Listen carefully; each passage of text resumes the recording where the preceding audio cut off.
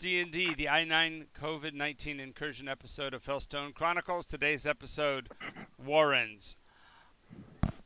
I'd like to have my players introduce themselves, character name, class, race-ish, and what you would do if you owned owned a prism. There you go. A chunk of the prism. And let's start with Steven and go Steven, Scott, and then Travis. Hello, I am Steven. I play as Tomato And and Jack. Jack. I would conquer the universe with the prisms.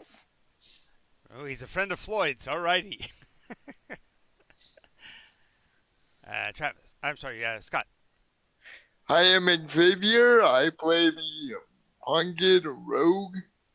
And if I were to own a prism, I would use it to actually possibly try and eliminate Red Veil. Wow! Wow! He's aligning himself with the Black Veil completely and totally with that line. Okay, Travis. I'm Valer, the Dragonborn. And what would I do if I had a prism right now? Yeah. A chunk of it? Well, I'd probably go around murdering all the really bad guys. Oh, that wouldn't change anything, in other words. Exactly. Good for you. All right. It's like I already have it. What I would need. Exactly. You do have. Don't you have a piece of amber, yellow? Yep, I have a splinter of amber. Yay. Alrighty. Let me go get my map so we can talk about my mop. A mop. The mop.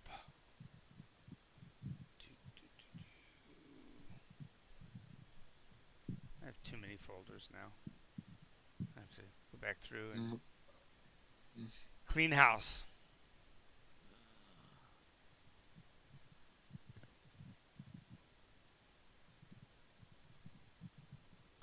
Not the house. Not Anything but the Don't house. clean the house. Save my room for last. Isn't that the truth?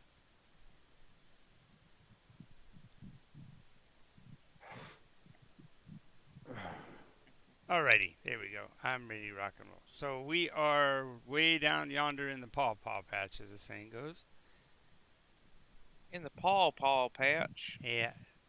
Okay, Briar Bear. My Don't. Brer. Want to make Brer. it for me. Brer.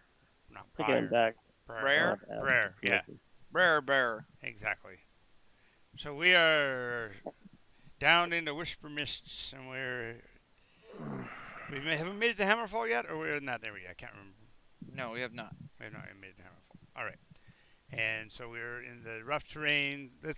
What's our story so far? Where are we, guys? What happened last week?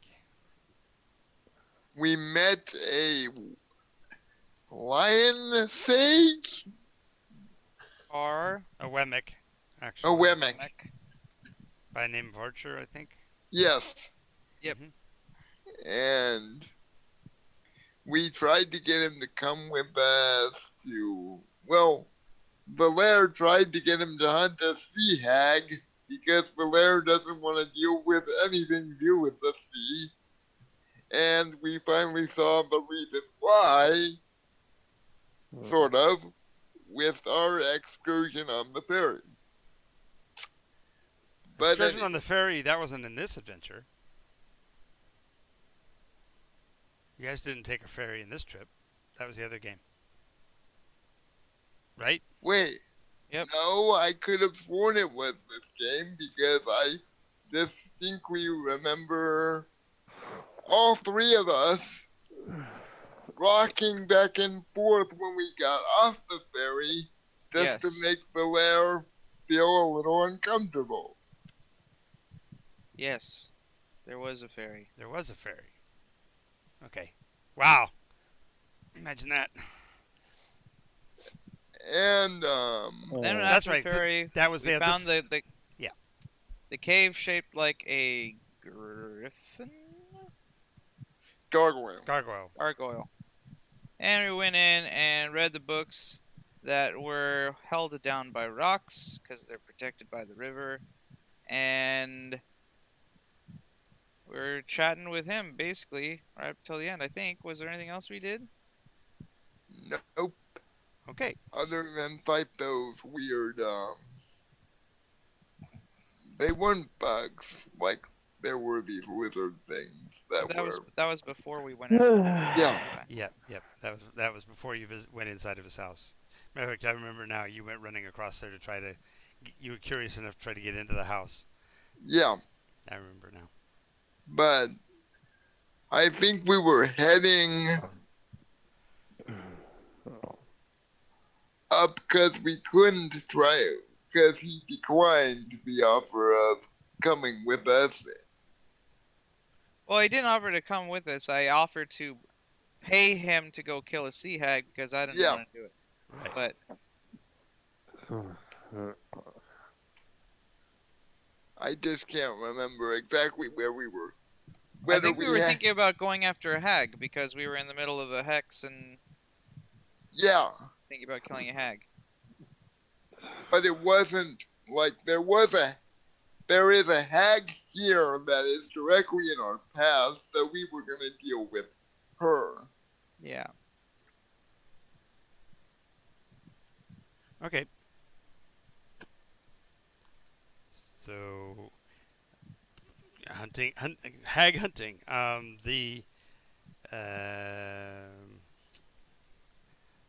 to see which one it was. Let me go get the list.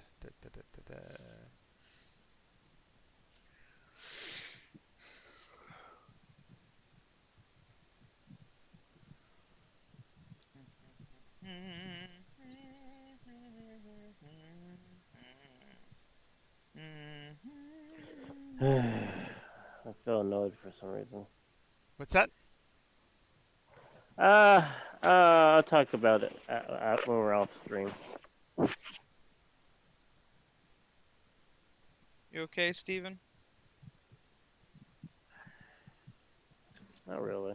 I can tell he's not feeling very good. I don't know what's up.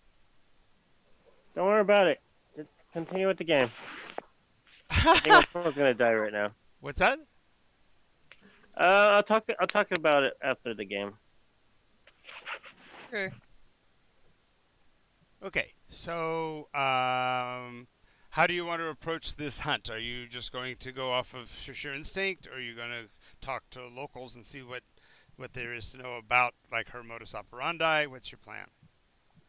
Well, we can definitely ask the Wemmick, see if he knows anything about this hag. Well, yes, he's been concerned about her for a long time. She showed up about well, it was before his time, and when he actually, remember, he came here. He came under exile from whatever nation he was. He came here in a form of self-exile because he feels like he failed some task in the past. He didn't go into any of the details, but he says that there's that when he got here, there was already this hag, this horrible creature that lived near here, that the locals revered kind of like a goddess. She's not a standard hag in that her genetics don't come from the infernal aspects, but instead seem to be a locally grown version, which makes her a little bit more dangerous because her connections with Lim are a little stronger than the normal devilish kind that have actually made deals with people from the outside. Uh-oh. She's known to the locals as Mama Muta, and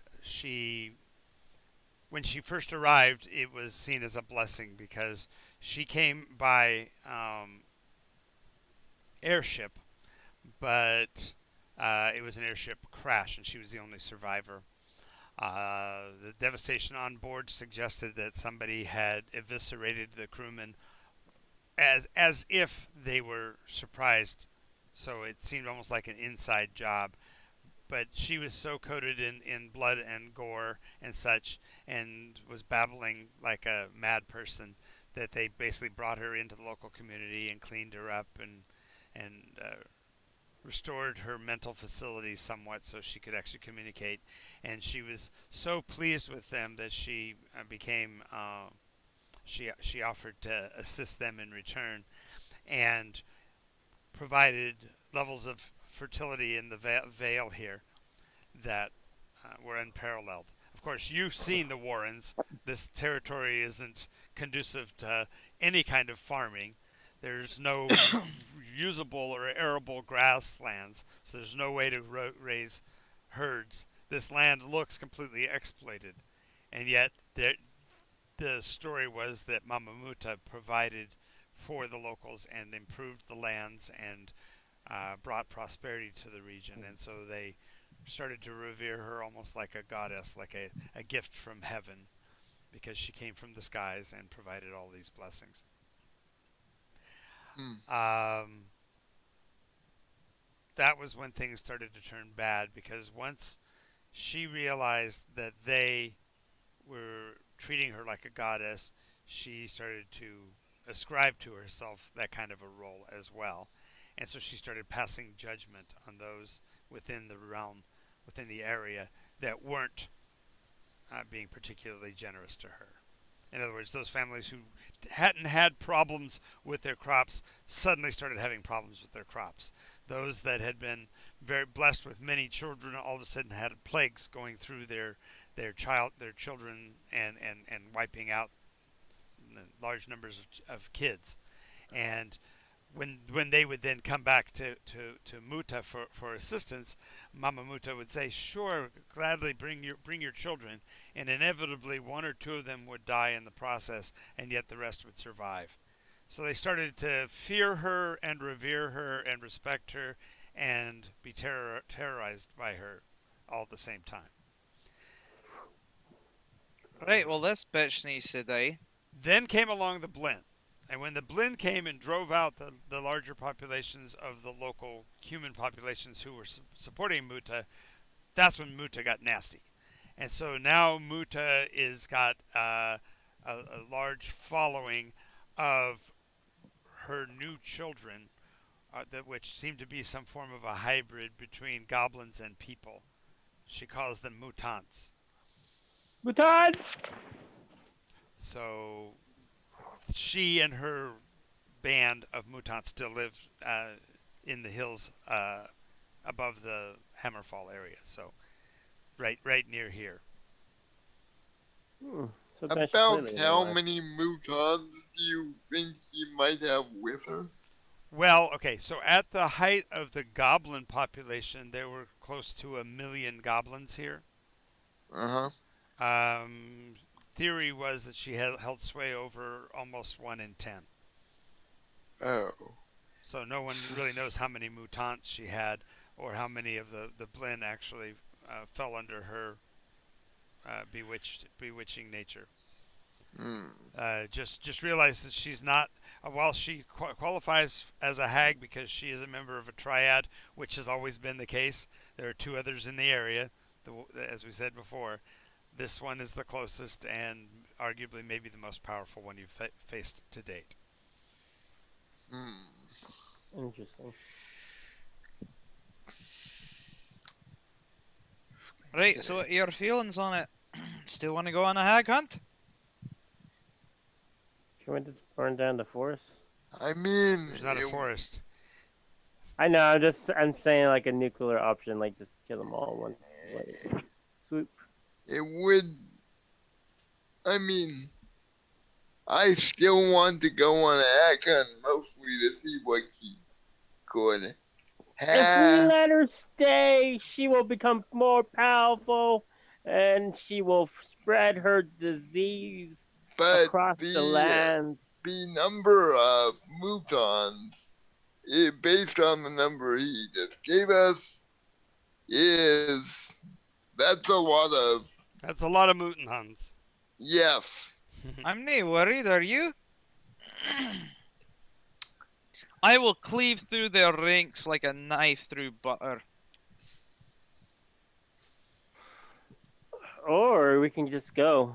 Of 'Cause course, we got She's somewhere in to our go. path. We have to deal with her one way or another.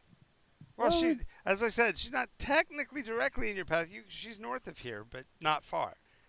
To walk away from it is almost like ignoring the head grid altogether. So I can see why you want to go, but I just want to make sure that your team is up to the task. I would hate for you to.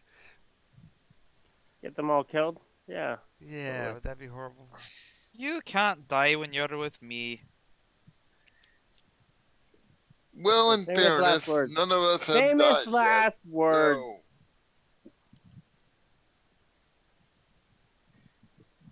So, I just wish we had something. I choose we keep on going and let her conquer the world. And when Oh, she's that say that to Valera. That'll go over well. I heard nothing. It was the wind. It was the wind. It I was a think. fart in the breeze. I think we. I mean, I say we go do it. At least see what's going on. if it gets too tough, we could always. Well, maybe we won't have the time to come back later. I don't know. It's Nycos. You'll always. There's Yeah. always. What's that old commercial about the chips? There's always more. There's always time for more. So I think we should at least kick it out. If it gets overwhelming, Are we can you always. sure you want to do this though? Are you sure? Yes. Are you sure? Quack, Xavier? quack, quack, quack. Quack, quack. Are you trying to be a chicken? Quack, quack, quack. Oh, Let's wait. go. Oh no, you're trying to be the gooseberry eggs, right? We've handled worse. Hey, that's the spirit. She's just a hag. What's the big deal with a hag, eh? Can't be bad. Can't be bad. Can't be bad if it's a hag. Okay. I pull out my +1 dirk. Onward! Well, on. How bravely he goes. That's funny. Onward, Mister. Are you sure? Are you sure? Are you sure? Onward. Aye, let's go. All right. So the trek from Archer's Cave to the edge of the controlled area of Mama Mutan is not very far, really. Maybe 3 miles. And you kind of know pretty much when you get to the extreme edge of her range, so to speak, when you find the first signs of disturbance. Moving northward towards her hilly terrain area, you hear the sounds of some kind of a brawl. It sounds like you hear like the sound of fisticuffs, some shouts, a little bit of screeches of anger and pain and such. And as you top the rise and look down into the specific portion of the valley where this is going on, you see what looks to be 4 or 5 people, very bedraggled, their clothing dusty, torn, ragged, and they're bearing bludgeons for the most part. At first view, it looks like they're using very thick, heavy clubs, and they're basically brawling over what might be a loot pile, because those that are not actively fighting one another are actually elbows deep into whatever the pile is, digging around and moving their hands both to mouth and pockets. So it's almost like they must be starving or something. What makes the scene a bit surreal is the coloration of their skin is a blotchy yellow with orange buboes of like a pustulous substance. Hmm. Yummy. Looks like chummy. Mm. Hooray. Let's go Goodness. It's put him on a slice of bread. it's chummy in a squeeze bottle form. Oh God. Oh. Handy, Okay. carry it on your own arm. There you go. The new production method. Milking boobos of mutons. Okay. Right, you guys ready? Well, first off, does anybody have something we could? Okay, how far down is it to where they are? Oh, from your current stealthy position, you're probably less than 100 yards from them. Hmm. The terrain here is incredibly rocky and uneven, so it's it's difficult to find a steady. If you, for example, if you're going to try to charge across this terrain, it would be nearly impossible because the rocky nature and gravelly form of the ground is way too unstable. You've Well, already, I I don't know if you've ever walked along the edge of a sandstone bluff, but that um. Well, Valero will start making his way down. Okay, so I'm gonna stealthily fall behind. I was gonna see if we could make a bomb or something and throw it down, but well, it's a ways. You're still more than 30. okay, You're still more than 30 yards away, and if you're going to heft something, even the lightest rock is only going to fly about 30 yards, and if you're going to go down and try to get anything effective as far as hitting with something more direct than that, you got to get down within like 30, 40 feet. Do you have Okay. anything to make a bomb? that's true too. Do I have anything to make a bomb? Yeah, you got frankincense. Makes kind of an ointment. I'm just kidding. Oh, a Hmm. bomb! I was afraid. Where's Gilead? Exactly. Nice. I have one bomb, but it's not meant for this place. That's for sure. So I'm gonna do a stealth check. Okay. It's actually going to be quite easy. It's going to be a DC 12 because even though there are a lot of folks down there, they are clearly distracted by messing with each other. And when you get closer, you realize that part of the disturbing nature of this scene ahead of you is that there doesn't seem to be any rhyme or reason. It's not like it's an us versus them or one group against another. It literally looks like 10 people fighting over the same thing. And so even when they get down and get a chance to get a bite or a nibble or a grab, they're immediately attacked by somebody else from the group as well. And Can we make out what it is? yeah, it looks like a corpse, like a maybe a giant or a Goliath corpse. And they're like I said, either digging the pockets or actually scooping into his innards and taking out handfuls of entrails and eating them. Yummy. Yeah. So they are completely at this point distracted from you. But the other thing to note, the disturbing part where I was going to with the disturbing part is that there are bite marks on them. So they've actually like been chewing on each other as well.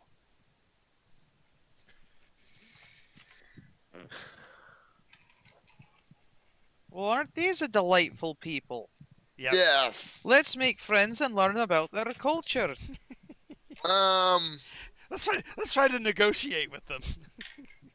Um. You're down to about 60 yards from them, and they still haven't even noticed you.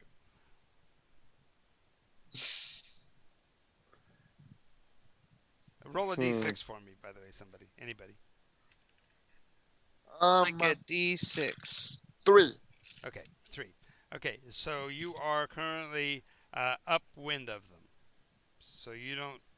The good news is that means you're not smelling the charnel, the nastiness of the dead body that they're digging into. But you notice that one of them has now turned his head into the wind and is looking in your general direction. Pretend to be a tree. I fart in their general direction. There are no trees. It's pretty much barren, rocky terrain. I said pretend to be a Oh, tree. pretend to be a tree. Okay. Okay. You are being a tree, and immediately Jack takes a leak on your leg Very See? convincing. because See? Jack's helping you with your disguise that you're a tree. So he's peeing on the tree. That's not the first time a dog peed on me. I don't doubt that whatsoever. But anyway, you notice that when he looks in your direction, that his eyes are all covered with what look like might be cataracts. So literally, he must be blind. Alright then. Oh.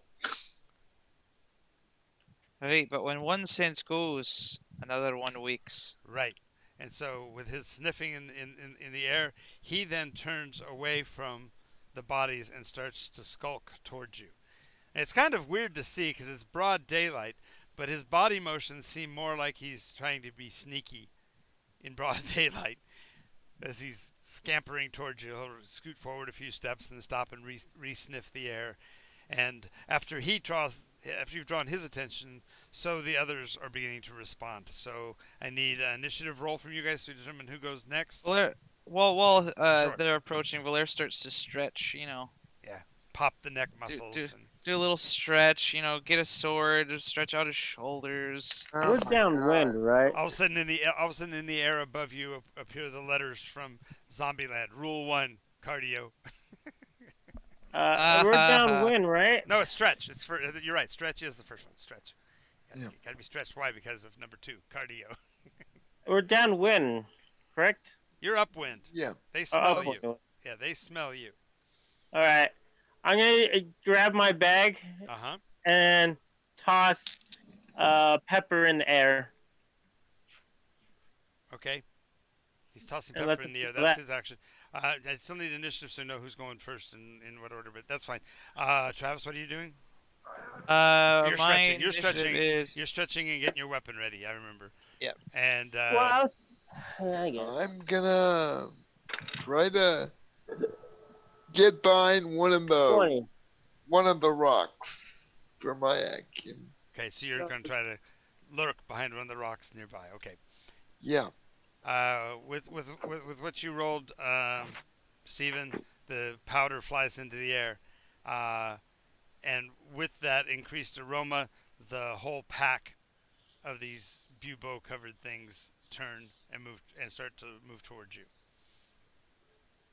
I got a 13 on initiative. Okay, 9. Steven, Yeah, I heard you. what's your initiative? My initiative. Ow.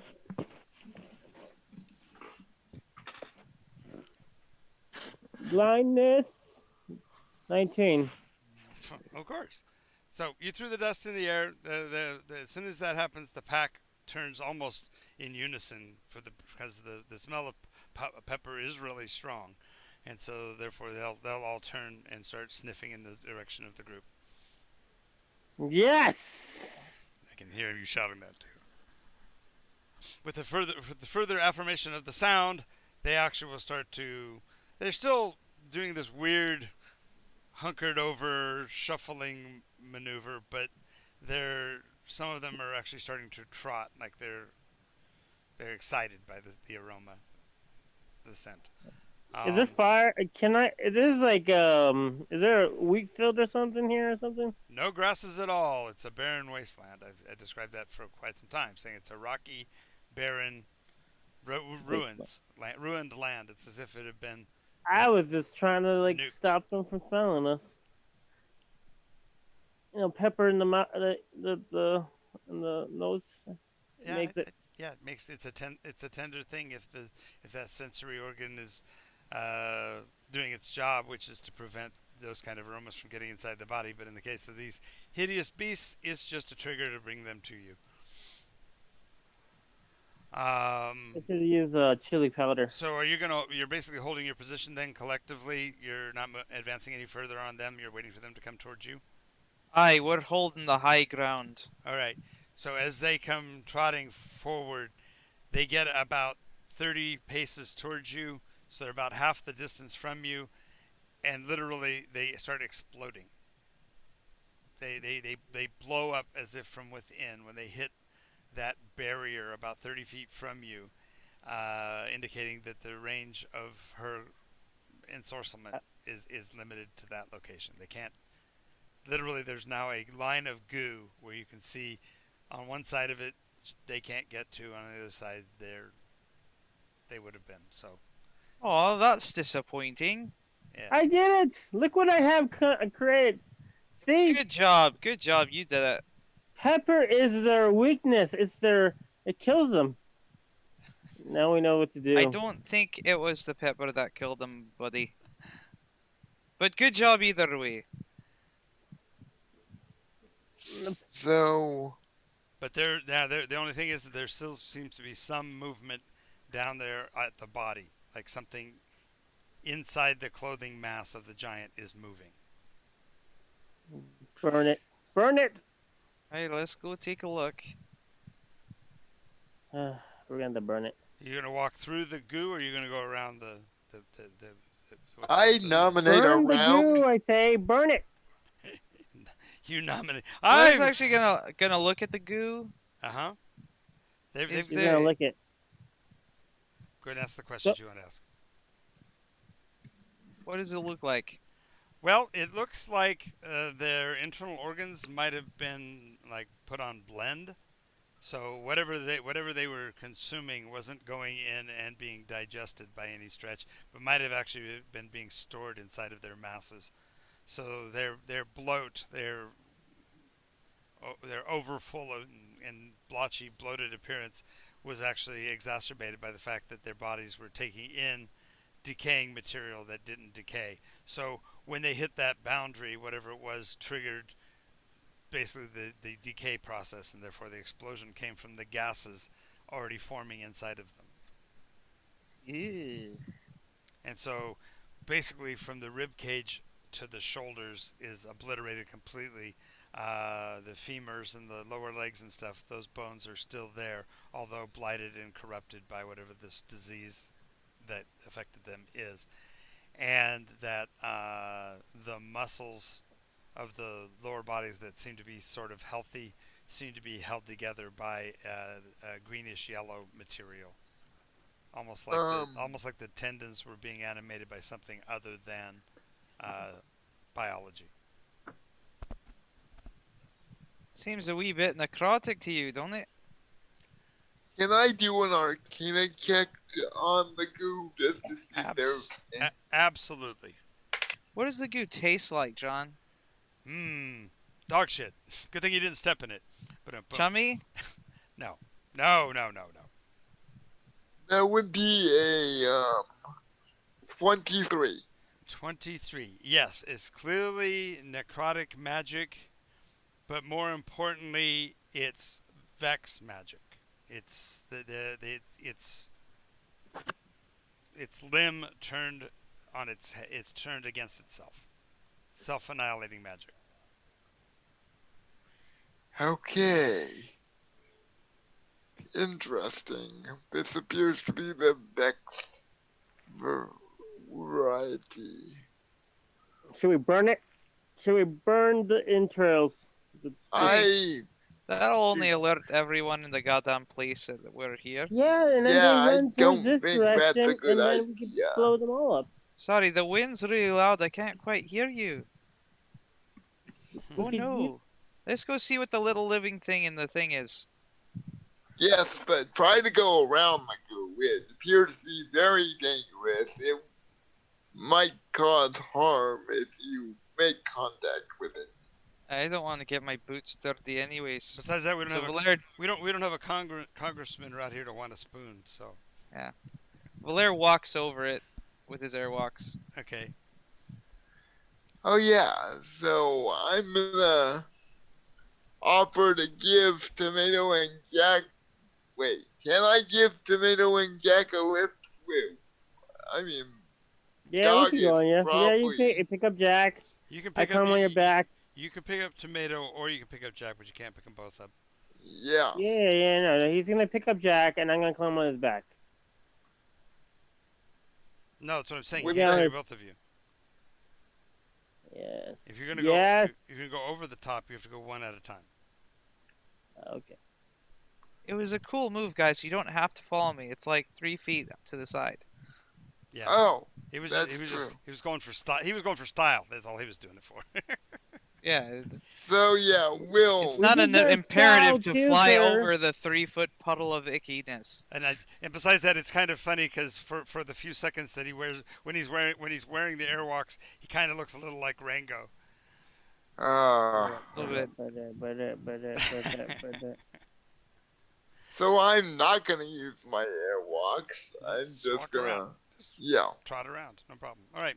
So you're approaching the body, and you hear um, somebody basically inside the corpse, or at least underneath the clothing, and it's muffled like it's underneath a blanket, but the voice is singing, "Hush, little baby, don't say a word." I Really not. instantly plug my ears because I have experience with the blend music due Okay. to I'm gonna automatically use wild magic to destroy it with fire. Alrighty.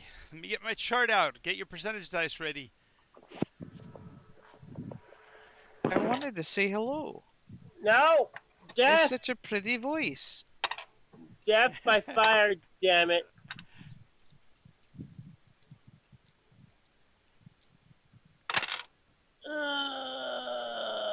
Three. Okay. Ot 3.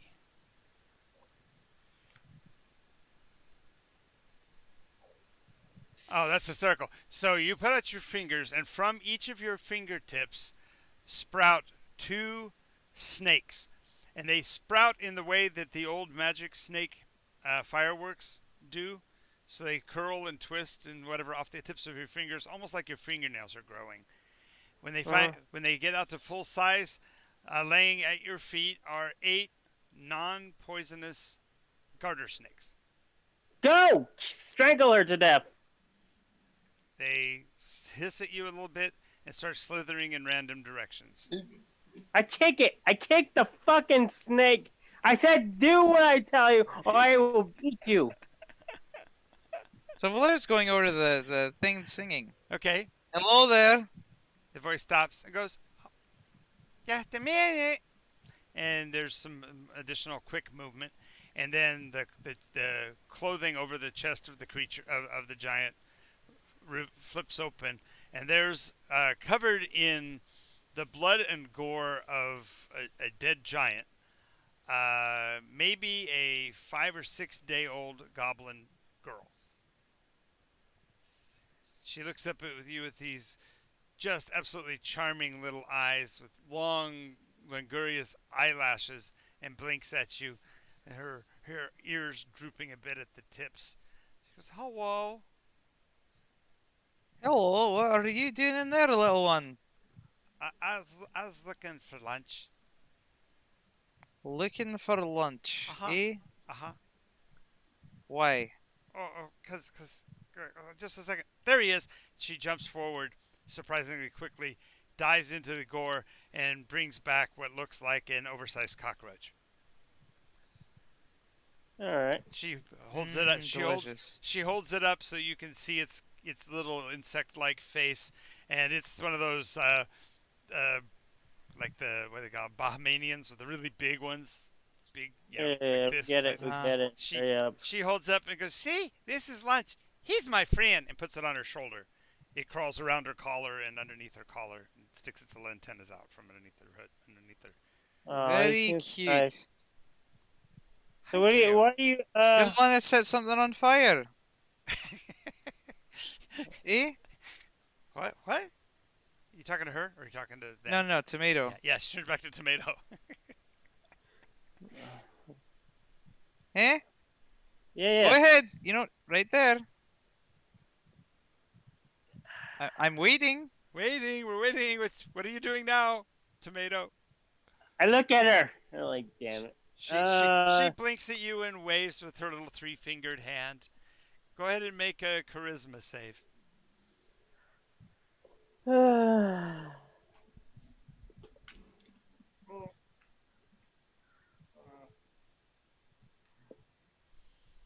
3.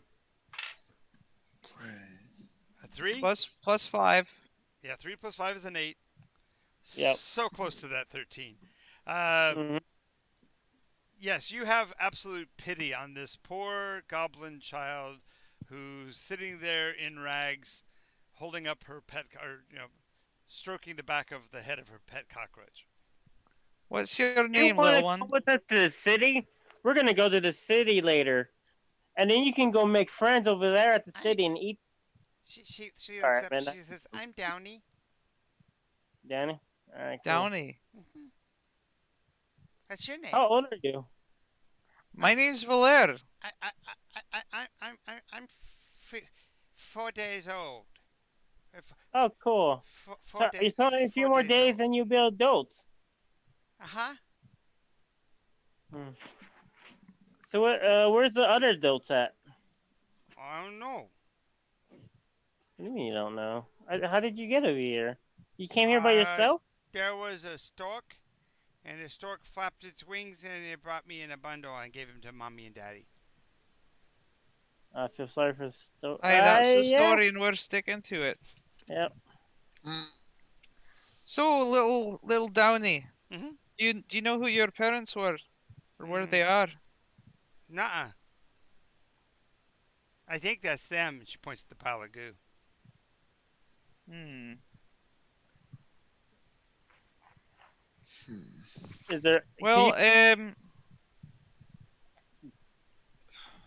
Can you walk over to that area right there where the cliff is at? I mean, yeah, Where the cliff is at? What not the cliff? cliff. The hills at. Oh, the Right field. Walk toward the edge of the field. Uh-huh. yeah. I could go that way. And she starts toddling away. Then her little I 4-day-old think legs. I think we should go take her to the Wemmick. She She seems actually pretty lonely. she actually stroke she actually pulls down on her little skirt demurely as if she's worried about what you might be seeing as she walks away. But she actually is unceremonial that she actually will reach up and pull her knickers out from between her legs because they were getting sticky there and whatever. So from all the goo, and so she's as she's walking along, she's stroking one of her ears and petting her cockroach as she's moving towards the barrier. She's closing in on 10 feet from the barrier. She stops. She goes, "Is this far enough?" A little more. Oh, okay. You think we should take her to the Wemmick? I guess so. I don't see He why. seems pretty lonely. It does. Hmm. Blow up, or can she go through the barrier? Well, as soon as as she gets to the barrier, she looks back one time. She's looking down. She goes, "You want me to go farther? Yes. You No. sure?" Yes. No. No. One of you's yelling Yes. yes, and two of you are yelling no. She takes one more step, turns around, curtsies, laughs, and takes off running into the Warrens' territory. See, So she's she okay. passed through. She passed through the barrier. Okay. Okay, so that confirms one suspicion. Yeah, What? she wasn't a Motown. Mm-hmm. See. She also wasn't 3. What's that? Well, let's go. Did you? What? Can you elaborate on what she did? What she did? Yes. Yeah. As she gets to the line, she takes one step over into the area that is safe. It's almost like she was worried about it too. She stops and turns back to you and curtsies like a little princess, laughs, and starts running away. You're within range. You could pursue her. She's only a 4-year-old. But she clearly was hoping you would give her enough of a lead to get out of here. Okay. I'm not chasing her. You can if you want. Meh.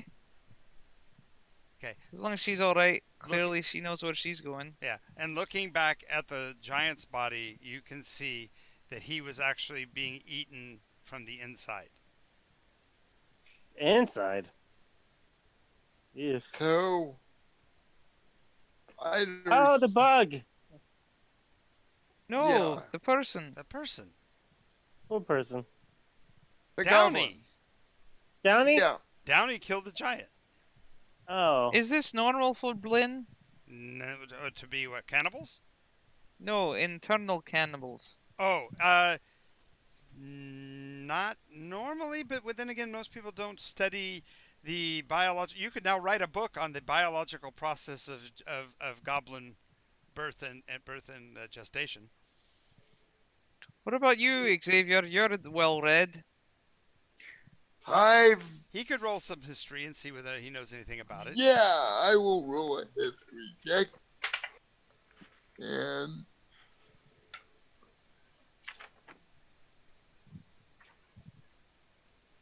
19. Okay, so goblins have a very close relative that often gets confused with them. Other people will call them many other names, but the term here on Nycos is gremlin.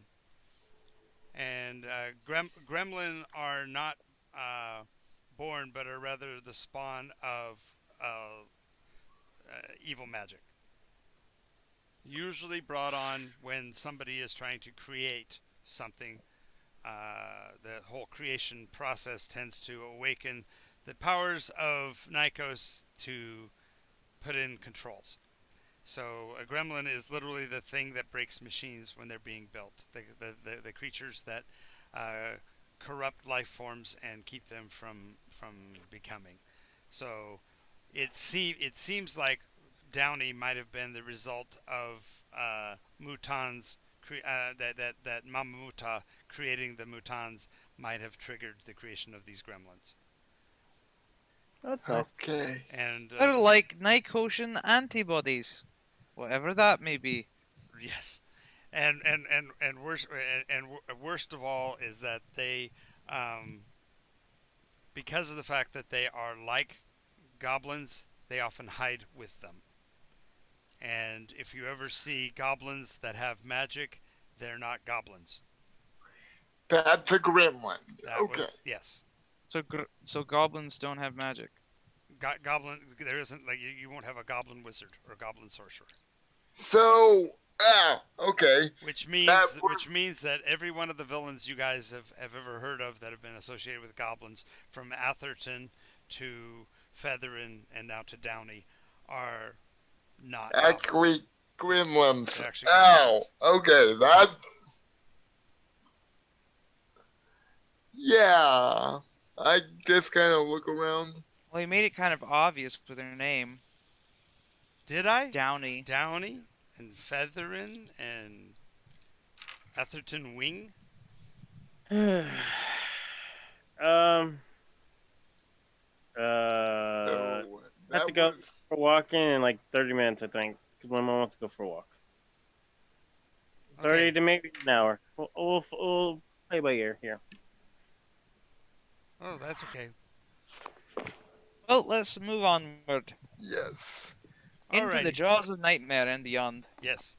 All right. So now you kind of know what to be on the lookout for, and you'll notice that across the field between here and I should say that as you top the rise there, you will see a central standing structure that looks like a Thai pagoda, if you know what I'm talking about. It's a low, flat building where it's got three tiers, and each tier has a very sloped roof. Then it flattens out, and then it goes up a little ways, and then there's another roof, and it flattens out. You know what I'm talking about? And so there's like three of those, and then in the center is a very tall, thin tower. Hmm. The thin tower might be 10 feet across. And up at the top of it is a slightly wider bulb-like structure that itself is then topped with a very sharp roof that goes all the way to a point. Well, this may seem a bit redundant, but I'm gonna check the Hagrid.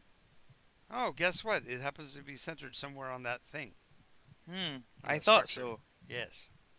Now, between here and there, you probably have close to a half a mile, and across that space, dotted here and there, are individual mutons. Mouton. and they're just kind of wandering. Some of them are on the ground, like they fell over and can't get back up. Some of them are staggering. Others are sitting and look like they're playing with their own belly button. Stabs him in the head. Exactly. So you just want to go around killing the muton that are the muton that are out here? Is that what you're Shouldn't we? suggesting? Shouldn't we? If they don't attack, I'm not gonna bother. Well, I mean, like, Well, if they're not gonna, if they at this point, group up on us, because of where the fight was before, you are farther upwind to these. Therefore, your scent would be much weaker over the expanse. It would be only if you got close to them and were still upwind of them that they would notice you. all right. Because they're not triggered by vision. They're apparently triggered only by the aroma. No. Valere is going to take out that what's the half seven-sided incense pyramid. Yep. And light it and throw it in a distracting direction. Distraction. Like far wind down to the right so that they can continue to the pagoda and they'll all go chase that scent. Gotcha. Yeah, the scent would definitely trigger the closest ones that can get to it, and then for ones that are further downwind would also start to turn that general direction. So, are you going to await their movements, or are you going to anticipate that and start moving towards the pagoda itself? We might have limited time, so you might need to start moving quicker. Okay. Yeah. So by anticipating their actions, you actually do well. They basically, there's like one group that's right directly in front of you, and as you walk towards them, they start to get up and move slightly to the right, following the heavier scent of the incense. And you find yourself at the outer doors of the courtyard around the pagoda. At a distance of about 60 feet from the structure, there is a fence line made of the same kind of terracotta stonework as the rest of the structure beyond. At the tips of the posts that are roughly 15 feet apart, there are skulls mounted, and it looks like the skulls are driven through the lower jaw and into the brain cavity. And so the faces are all facing out from this structure. So it's clearly meant as a stay away kind of a sign. Right, well, if I've learned anything from killing a hag a few times, you never want to go in to their place where they expect. You don't want to go through the front door, is what I'm saying. There's usually like a trap, or they're watching it, or they're hidden up in the rafters or some shit like that. Rattling through all of them, knocking them all down. Yep. So perhaps we should go up to like one of the higher stories, get in through a window. What do you think? I think that's an excellent idea, and I will giddy up use. Okay. You're going to pick up Jack, for and I'll get on. clarification from Xavier's standpoint as a second story man, anyway, you do see that there's plenty of ivy and brambles that would allow you to climb up to the second story easy enough. The third story is going to be a little bit more of a difficult thing because it's inland or closer to the center, and therefore there aren't any of the handy ivies. But it looks like there might be some trellis work and such up there. How about we just do this instead? You pick up Jack, I get on Valere, and you guys use your airwalks. Well, the airwalk. The dog can't get up the ivy. I was thinking I was going to climb up the ivy and then use the airwalks to get... We could use the airwalks to get up to the third story, but... How far does these airwalks limited to? They're not. They're not. You just you actually activate them, and then you can walk on air. So then you don't need to do the whole whatever he's doing.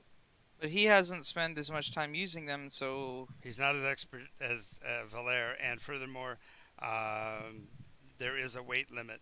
And Valere, with his, barely makes it on his own with all his right, gear. and mine had to be specially made. Right. Mm.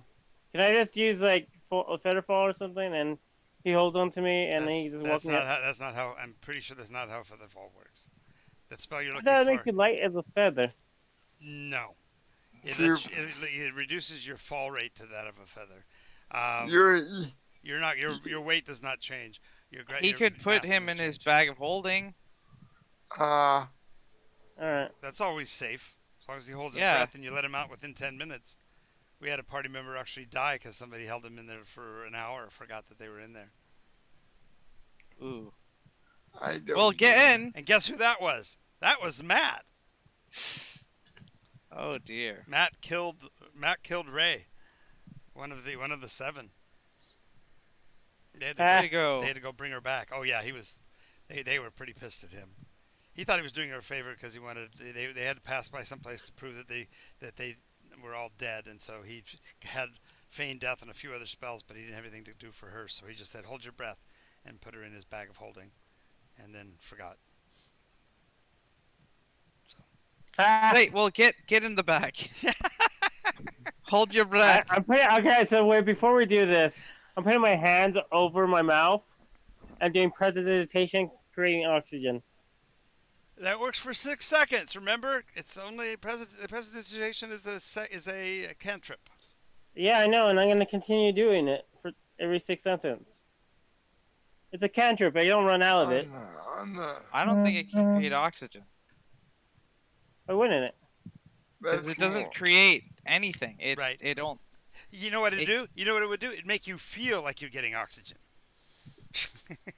It would. It would make Oh. oxygen, but the oxygen you create disappears at the end of the 6 seconds.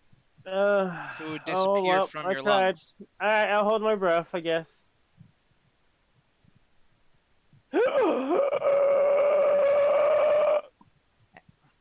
Hey, that didn't get much out, did it? No. So right before he closes the lid, he's like, "And just in case you die, I do have Revivify." And close the door. Close the lid. Close the lid. Then Valere will walk up to the second story. Okay. I'm gonna. When you get to the second story, you'll notice that there are you couldn't see them from below, but there are probably 20 mutons within line of sight on this long walkway along the outside of the structure. There are archways leading in every 15 feet or so, so there's a lot of ample entrances, but there are a lot of halflings that have been mutated. Okay.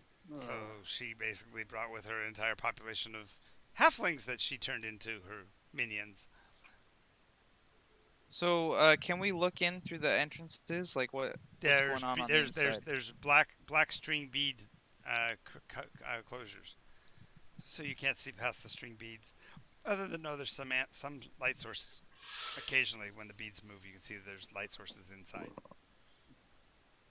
It's a lot of movement. Maybe we should go up to the third. Maybe that's where she's at. Yeah. And Just be cautious. You don't want to set these buggers off. Good. Okay. Yeah, because they're all sniffing around and whatever. When you go up to the third level, the area is absolutely pristine, clean. There's little tea tables set up and cakes and cookies and all kinds of sweets just sitting around. Go up another level. That's a hag, alright. Don't eat shite. Do not even eat shite. That's what I'm saying. Just don't eat anything. wasn't planning on it. Opens up the bag of holding. Do you hear that, tomato? Don't eat anything. He grabs another quick breath of air. Good. Closes it. So it's only 3 stories, right? Well, it's 3, yeah. It's only 3 stories other than to get onto the roof. And then there's the tower in the center. But the tower's accesses are from someplace within that 3rd floor. Right. So We'll get off and step down onto the third floor cautiously. Okay. Yep. The parquet tile here is wonderfully laid out in little tiny hex-shaped stones. Um, the the floor even looks clean enough to eat off of. It's like you've gone into like a Ruby Tuesdays or something. It's really clean and nice inside, like a diner. Hmm. And there's an instrument that sounds like a harpsichord playing someplace within.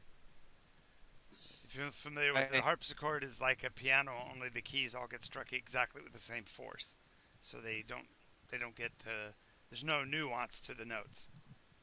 Well, the other difference is that instead of being struck, they are plucked Right. like a lute or a guitar. So Mhm. it's pring, pring, pring as the little teeth The little pluck teeth, like the yep, strings. yep.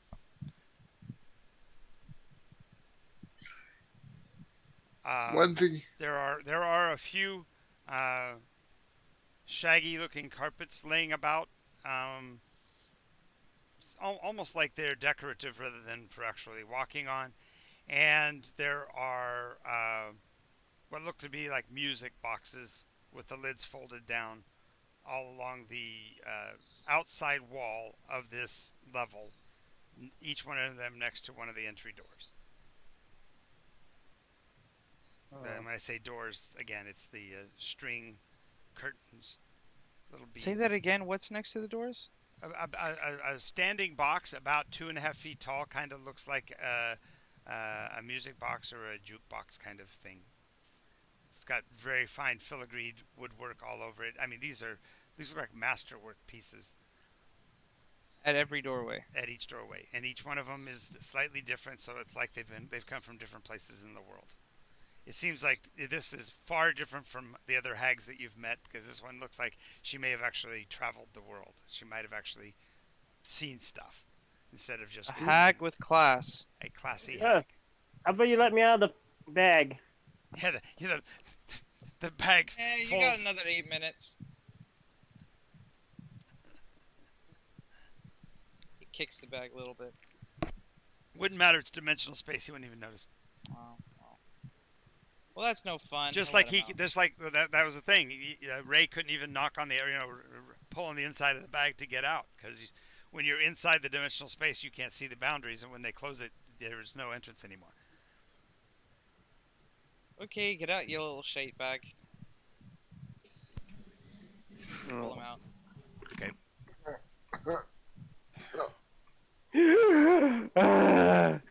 You and Scott sound alike there.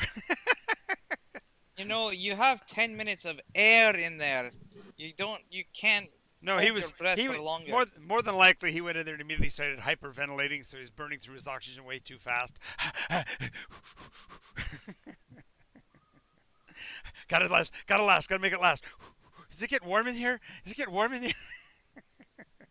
Jeez. So we'll put him down, All right. and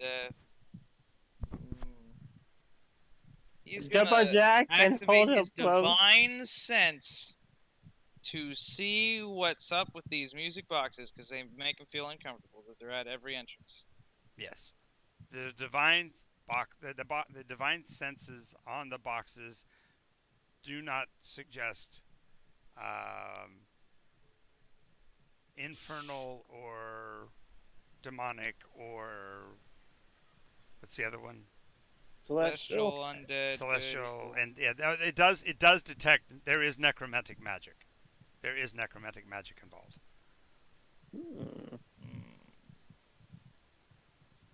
There's a Jack in the Box in there, huh? There's only Not one Not way to yet. find out. Jack was in the bag. Jack wasn't in the box. Stop it! Stop messing with my dog. I'm gonna do an arcana to try to possibly detect how strong. Because the question is, can I see his divine sense in any way to know he's doing it? Well, Or no. he basically Divine sense, activate! yeah. I imagine. It's designed to test you anyways. I imagine because it requires some level of focus. It's like he has to look at the object and kind of concentrate on it. So you His could, eyes probably glow a little bit. yeah, a little bit of a ray of light comes out of his eyes. I imagine. Sure. Like Eh, Superman?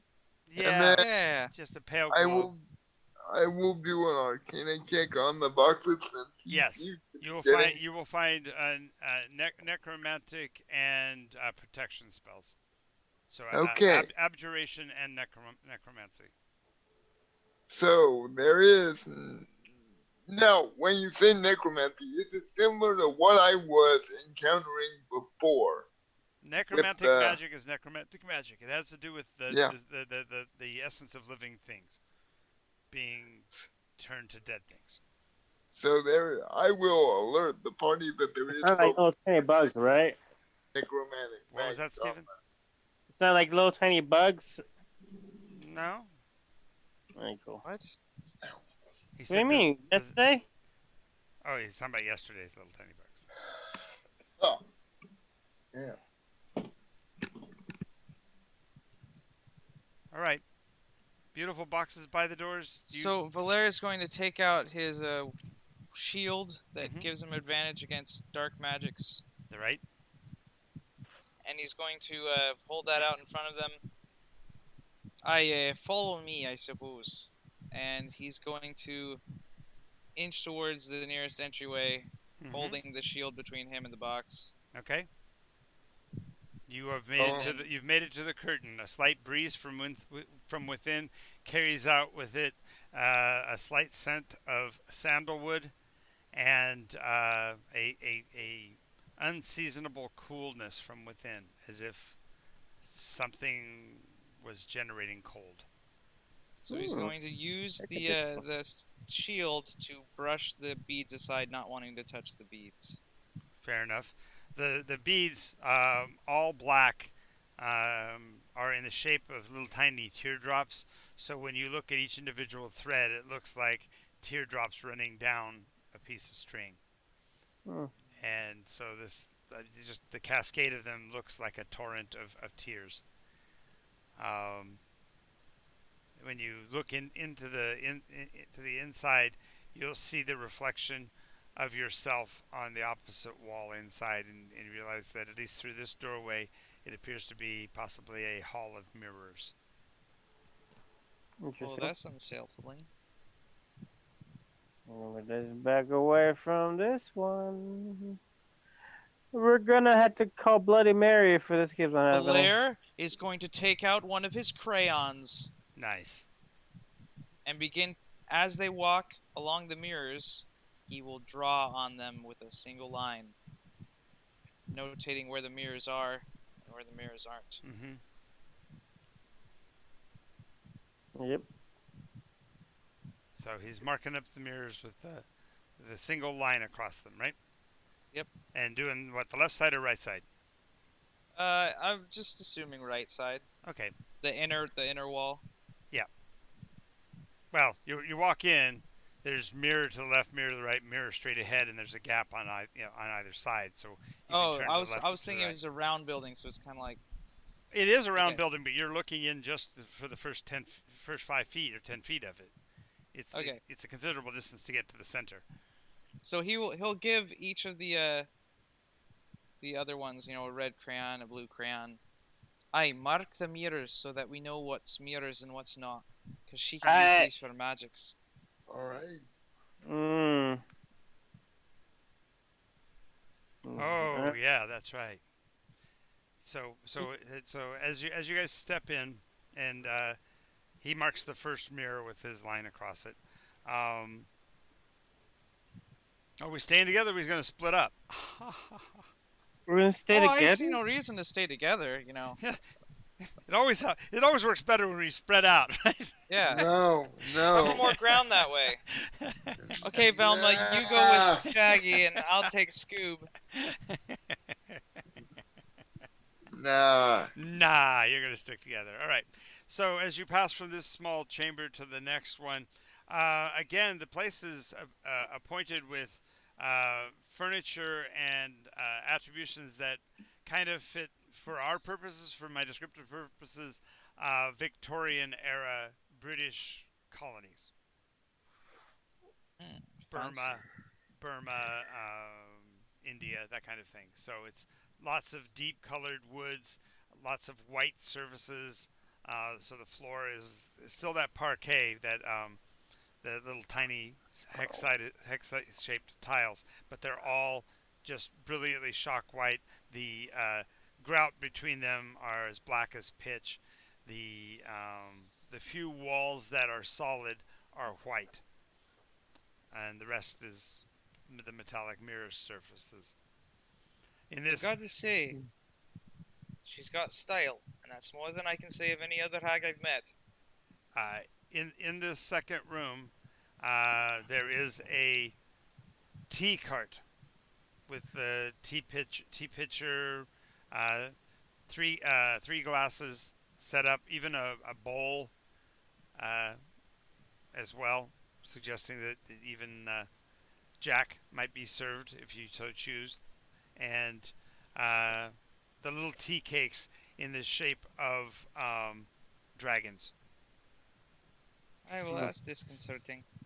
Well, I do have one wrench to throw because I forgot to mention it. What's that? I do have my pennant that stops scrying. Okay. Okay. Yeah, your reputation precedes you, and you did run into some of her minions earlier. So Okay, just making sure. yeah, I get you. I get you. Fair enough. Righto, so she's expecting us. So we have a choice. Do we go keep looking for her, or do we sit down and wait for her to come to us? Hmm. Uh, There are these cups of tea in those nice, comfortable chairs. yeah, yeah, that's something. I. Hmm. I'm gonna detect magic on the chairs to see if there's any like odd. Charm. Cause Yes, there is magic on the chairs. Go ahead and roll to see if you can detect the school of magic. well, not with that. That would be a 10, so probably not. 10 plus your charisma bonus plus Wait, 2. Arcana is charisma? No, Arcana is intelligence. Okay, So, yeah, it was a 10 flat. I rolled gotcha, low. gotcha. Yeah, there doesn't appear to be magic, but it seems to be really fine cloth. Like I said, well appointed, made by masterwork hands. I'm gonna place my hand on it and use wild magic to defuse the situation. You getting to love that wild magic. What in particular are you attempting to do? You're trying to dispel? Yeah. Okay, roll a d20. That's all I got, man. Or That's all I got. destabilize.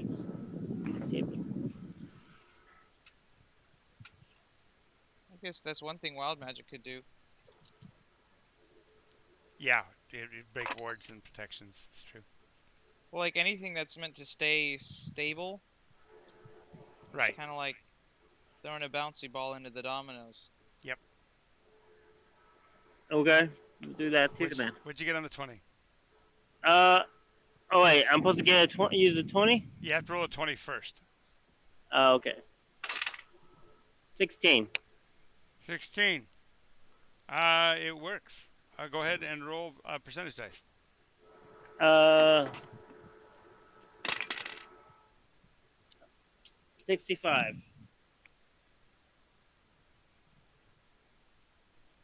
Hmm. 65.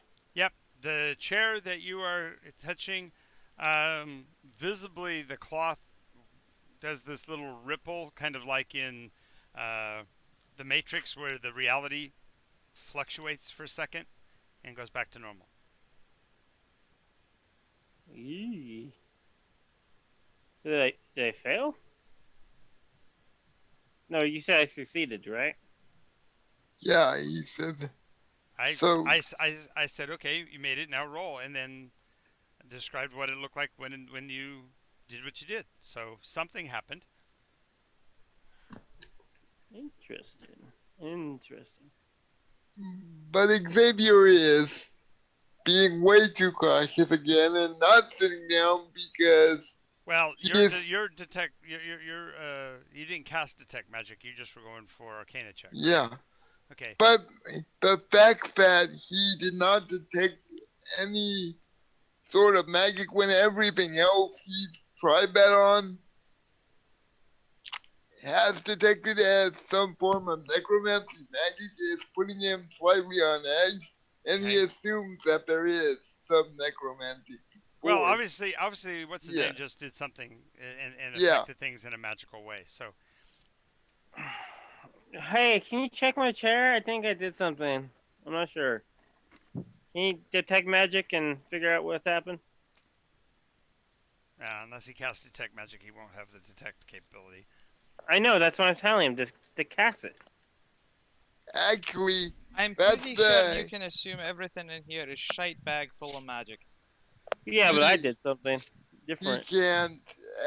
You guys That's can the hear gonna make thing. him. you guys hear high heels walking across ceramic floor headed in your Blair direction. is going to cast protection from good and evil in a circle around them. Nice. I want to kind of want. Do I have grease? I kind of want some grease right now to throw on the ground. Okay. You can create. Grease is a spell. It's a cantrip. So sure. Yep, grease onto the entrance of the door. Okay. So as the floor turns a little bit murky from the grease that you spread across it, the lithe form of a female dragonborn, slightly smaller in size than uh, Valere, uh, but and a deeper, richer, cream-like color to her scales, stops at the doorway and looks down and looks up, puts a bit of a beatific little smirk on her face, and says, "So it's you already don't trust me, and you just got here." Aye, well that's kind of the point, isn't it? Well, it doesn't have to be. There's so much good that we can do with each other. Aye, good. There is something really good we could do with each other. Like when your head hits the floor, that would be really good. She chuckles and she says, "Well, allow me at least to refresh the tray." And so when she was walking up, she did have a tray in both of her hands, and so she stopped literally at the edge of the doorway for the obvious reason of staying outside of the area of protection, but also for her benefit outside of the grease spell effect of tomato. And so she just puts her hands out, and the tray starts drifting across the space to you. See ghostly hands under it, lifting and carrying the tray over to sit it down on the small table next to the tea setup. Hmm. All right. She says, Oh, you got she magic says, hand? she, she, when he says that, she lifts her hands up and looks at each one and adores it somewhat. She says, "Yes, me often I've been told I have magic hands." She is definitely not your usual hag, and from her appearance, she's downright comely. She has a visual charisma somewhere close to 19 or 20. That means even if you're not a dragonborn, she's attractive to you. She's just natural curves. Is this like hypnosis type of thing, or she's just It's actually? definitely been enhanced by magical effect. Yes. Uh, can I do what Valera said about messing with letting the ball bounce around What? and mess with her beauty enhancements? You're going to attempt to mess with her beauty enhancement spells. All right, sure. Go ahead and you now normally that would have to be require you to touch her. Oh, So if you want to cross that distance, feel free. nope. No, I'm good. I'm good. I'm right here. All I right. stay with Valera. I'm seeing this. Um. Now I'm gonna do a. Can I do a history check on Hex to know if this is like a something that Hex do appearing as sure, you can do a history check. Pretty sure that's a pretty low save. So that would Hags be appearing as not hideous monsters. a 10. Yes, even in Snow White, the witch becomes the hag for only a few minutes, right? In reverse, so because everybody knew she made herself beautiful. So hags magic almost always has to do with sensuousness and physicality, and the reason why they end up in the horrible form that they go into is that their vanity usually costs them dearly. Okay. Also, if you notice with the cakes and the sweets and everything, they try to corrupt anything that is womanly. Either in the case of, women are responsible for taking care of children, while hags eat kids. You know, uh, ha- hags are women are supposed to be virtuous, and hags have relationships with incubus and succubi. So yeah, My. they're yeah. They're the party the parties. They are. Women. They are all that is corrupt in femininity. That's how they came to be, and not that Travis or I have any experience with anything of such a nature as a hag or Mm, anything like that. sure. Definitely don't I am get. immune to their wiles. uh, only I think I've spent my 10 weeks yeah, it might be. It might be almost 10 weeks for you. It's been in years for me. anti-hagging. Still been years for me, and I still curse her memory often. So yes. So, knowing this, I'm gonna also, from mistake, do a detect magic on her to see what she might That's have. a bit. Oh, okay. You don't want me to do that. Never No, mind. that's you. No. Go ahead. Sorry. What were you saying, though, Travis? Just like curiosity, that's a bit what? Kind of like beating a dead horse. Well, I think Yeah. what he's using it for is going back to the rules as written. He's wanting to see what forms of spells she's cast upon herself. Yes, And that's so, what and so by attacking her through the vanity aspect of saying that he wants to detect what's affecting her beauty, he's going to get hopefully the plethora of spells. That's what. And that would be a 20. Like I said. So, so yes, she clearly has enhancements, beauty enhancement spells on. She has spells that reduce her aging process. She has spells that increase her pheromone output. She's got spells on her that are protective in nature. There are spells on her that are illusionary in nature. So, You know what? I'm gonna So grab the what doesn't chair. she have on her? what she doesn't have on her is any evocations. So Yeah. nobody has lit her on fire yet, for example. We should fix that. Yes, She we needs to should. fix that. I have an idea. Okay, so I'm gonna grab the She chair goes, I wait, messed wait, with. wait. Before we roll, because I mean I know the fact that you let's see. She couldn't scry you, but she did detect the hag grid. So she knows what you've got. And she goes, "You wouldn't have that if you weren't coming here to rumble." And she goes, "I get that." She says, "But for the love of God, can we at least share information beforehand? Because there are things that I could tell you that will ease your burden and ease your mind and make your life so much better than if you just Okay. go to." I'm sorry. The Wait, point of wait. that, In the though. meta, Whoa, in the whoa, meta. whoa. What? In the meta, I In the want to meta. give her the chair I messed with. I want to slide it over the grease and let her sit down and see what happens. Say that again. I He want wants to her to slide sit over in the the. chair so that he can see what he did to the chair. Problem is that if she's the one that put the magic on it, you wouldn't know the difference. And True. she would already know before it gets to her what's been done to it. Okay. I'm sorry. You're very lovely, I'm sure. But any information you gave it could never ease my brain. Because it would always be questionable and disgusting and twisted like you are. So I'm going to give you a chance. A chance at redemption. so to speak. Willingly kneel down and let me cut your head off. No fuss, no muss, I'll make it quick. Or we can rumble, as you see. Hmm. But let me add something. If he does it quick, he can keep your body beautiful forever. Aye, that's true.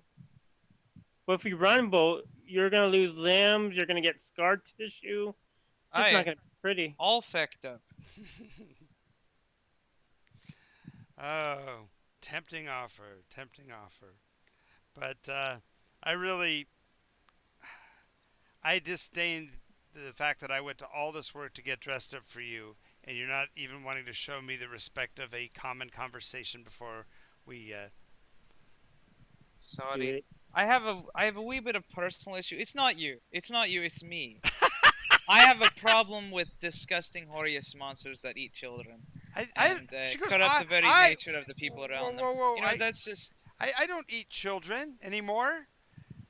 That was in my youth. Anymore. Oh, you're on a diet. Good for you. Keep trying. Well, you won't have a chance, but good for you. So Blair's going to cast Spirit Guardians.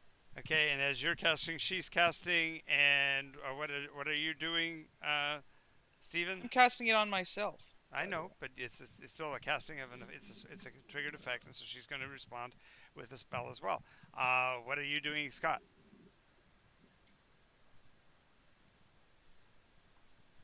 I know I said Scott instead of Xavier. What are you doing, Xavier? I'm actually gonna ready my short bow, which I just realized I have. Just realized he has this bow. Oh, look at that! It fell in my face. What are you doing, Steven? Give me a second. Something happened. I hear the wind blowing again. That's all I hear.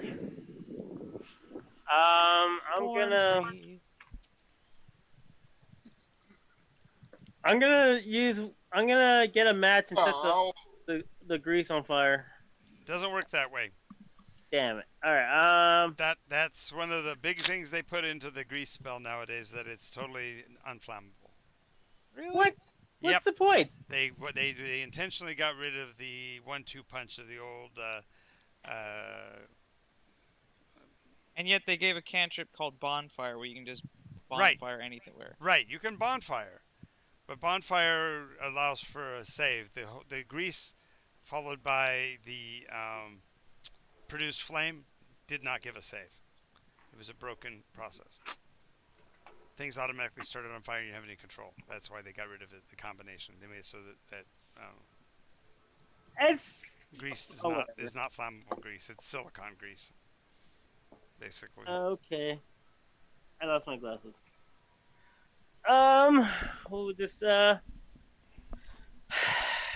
me think then. I'm gonna cast Mage Armor Okay, on my dog and on me. well, that's two different castings, so only one this round. Alright, first on my dog. Okay. And so, in the order of things, you actually cast that first. Then, Travis, yours was second, right? Well, mine was technically first, but yeah. No, he had a 19. Mechanically, but I'm talking about in the definition of. You're right. Yours actually goes off mechanically first. And yours was to Spirit Guardians on myself. Spirit Guardians. That creates the ghost version of a animal. Is that right? You call forth spirits to protect you. They flit around you to a distance of 15 feet for the duration. If you are good or neutral, their spectral form appears as angelic. I would argue draconic. Yep. If you are evil, they appear fiendish. When you cast a spell, you can designate any number of creatures you can see to be unaffected by it. You know, obviously my friends.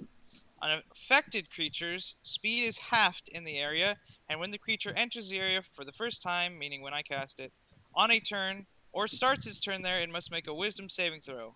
On a failed save, the creature takes 3d8 radiant damage, if you're good. And the area is how big?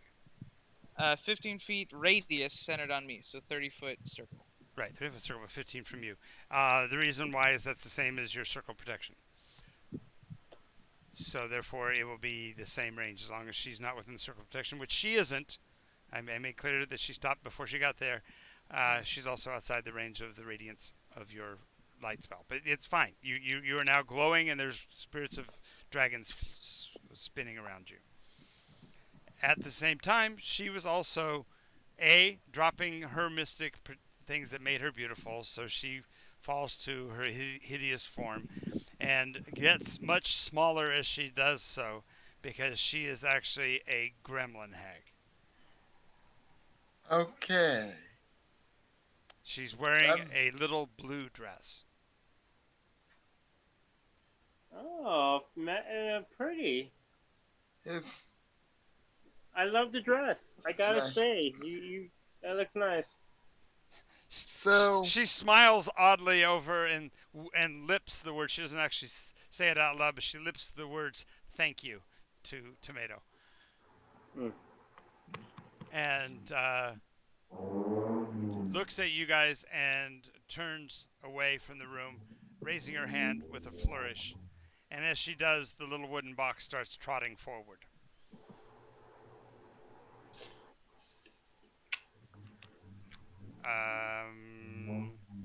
Everybody's spells have gone off.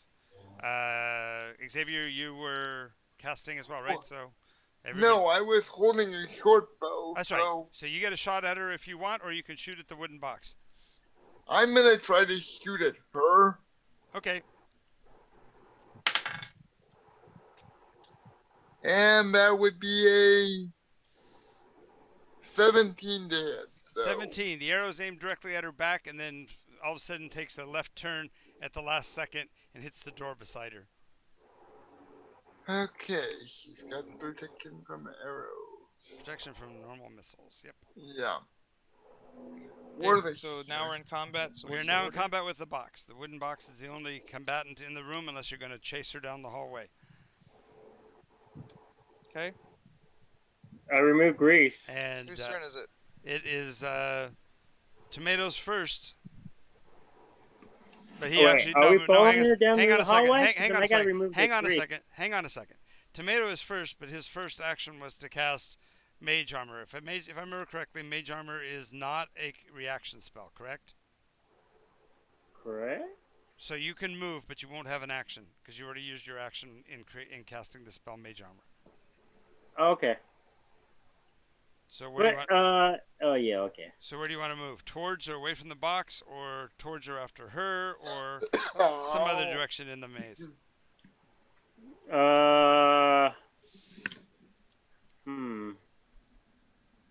I want to stay right behind Belair. Okay, so you just take a half step back. Okay. And second in the initiative was Valère or Yeah, Xavier? 13. Oh yeah, Xavier had a 9. Okay, so you're next, Valère. Valeria is going to bonus action Misty Step to the opposite side of her, so that she is pinned between him and the protection of good and evil behind her. Okay, Then he's going to attack. go ahead. She has entered it, so she has to make a wisdom save against his spirit guardian. On her action, or yeah, it's on her action, right? Look. When you cast this spell, you designate You already an cast it. infected creature is tabbed in the area, and when the creature enters the area for the first time on a turn, or starts its turn there, so it's both. I moved the area by moving, so she entered the area. Okay, a second. Then she also has to do it on her turn.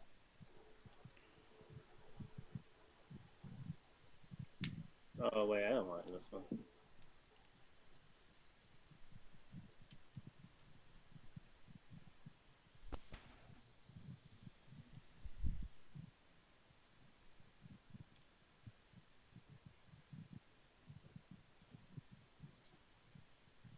Mm. 20. She passes. Okay, no So damage. She takes half. Oh, it takes half. Go ahead and roll the damage. 3d8. 8 plus 4 plus 3 plus 5. 8, 9, 10, 11, 12, 13. So she takes 10 damage. Radiant. Half of that, or that is halved. That is halved. Wow, you rolled well. Yeah. Okay, An 8, a 4, and a 3 plus my charisma. nice. Okay, so now I attack. Yep. And I got a not the best roll, but 10 plus 18 Miss. to hit. Oof. Second attack. Yeah, it's the mirrors actually create a detriment, a -3 on the attack roll. And I miss. And Xavier, Okay. I'm gonna knock another arrow this time. you can still see her back because he jumped in front of her, so he's pinned her between her and the protection circle, which is the room. Yes, but I'm arguing that I'm going for the box because Sure. my first arrow did not hit her. So, Sure. and that would be an 18 on the box. Oh, you hit the box solid with your arrow. So, and I don't know whether I could get a sneak attack on a bow shot or Nope. And you weren't in So- you weren't in the position of a flank, and you didn't have a back attack, or a surprise attack. no 8 points of damage to the box, max that. Okay. Nice on the max damage. The box is slightly tarnished a bit, but the lid of the box snaps open and closed like an upper jaw, and you see a row of surprising teeth inside the upper lip of the box. It's a mimic. What's scary is it is not like a mimic, because a mimic is static. This is ambulatory. This is a mimic with legs. Dark Souls Mimic. It's even worse. Yep, I noticed. Okay. I hate those. So, It's freaking horrifying. Okay, and so we'll go. The mimic's action actually goes before hers because she used her action earlier. So Is it within either of my circles? it's within the first circle. The Okay, so protection it's from getting evil. It gets disadvantage. Okay, so make that 2d20s and roll. Okie dokie, I hit armor class of 18. Does that hit you, Xavier? I believe so. Yes. Okay, you'll take 6 points of damage as it bites you. Okay. As it does, it makes a very childlike sound and goes, "Mama, mama." Oh, dead. And the hag reaches out to just to give a loving touch, little love tap to Valere. Is this a touch spell? Yep, therefore she gets 1 with each hand, so 2 attacks. I'm not a willing participant in this. Absolutely not. She's starting her round. She has to make a wisdom save as well. Oh, that's right. She has to make her save again first. So I'll do that.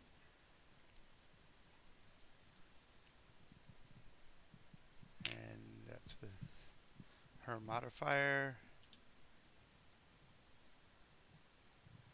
Oh, that sucks. She made a 16. Doesn't pass. Okay, so do your full damage. So she takes full damage, which is 15 because I rolled a 1, an 8, and a 1. Nice. And good thing you had that +5, huh? Yeah. Yeah. Jesus.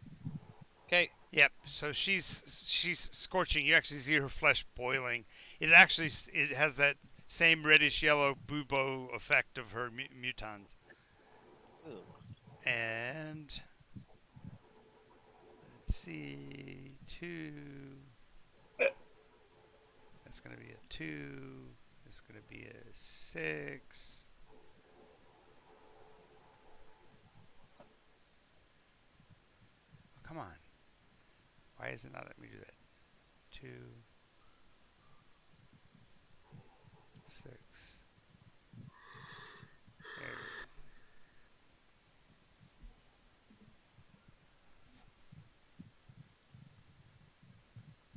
Okay, she'll miss with the first one, but on the second one, she's got a 26. I think that might hit. That might have actually hit. I think maybe the first time I've hit might. you ever, or not in a really long time. You do get to make a charisma save, DC 22. Come on, baby. Okay. 15, 16, 17, 18, 19, 20, 21, 22, 23. Close. 24. Close. So close. What was the DC? How did you get to a 24? I have 14 It was a on the DC. dice. Plus, I'm proficient in charisma Yeah, I knew it. saves, which is a 5 score. So I get 5 plus my proficiency bonus of 4, which is 9, plus 14, It's 23. 9, 23. Oh, I that miscounted. cool. 23. Yeah, so 24. I missed by 1. Yeah. Temporary loss of a level. So take off the last hit point boost that you got from levels. Okay. That also does that also take you below the +4 in the proficiency? Because that's the next thing that'll happen is that you would lose the if she gets more, if she lands more hits, she'll take more levels. This is not a permanent loss. This is a temporary loss. But basically, Okay.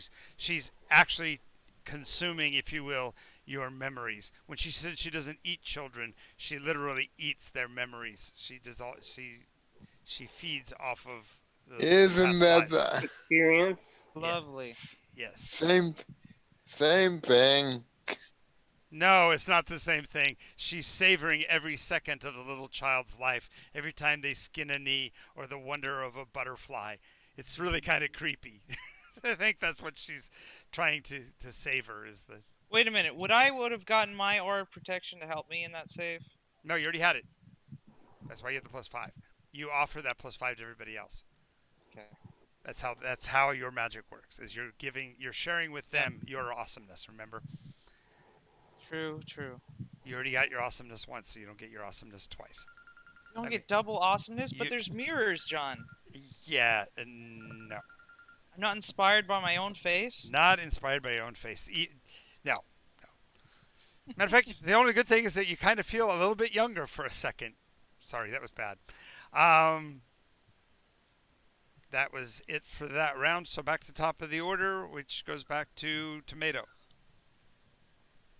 I'm gonna touch the box that's biting, Okay? and then use dispel necromancy. Going to attempt to dispel necromancy. All right, let me Can you go. cast that? No, this is wild magic. He's attempting it. Okay, it's 3rd level spell. Okay, roll your d20. D20. It's 6. That's a I'm gonna miss. reroll. No. Oh, you going to use a name tag to reroll? Okay. Yeah. Gene, save us. We're killing a hag. 20. My apologies. Oh, she's back.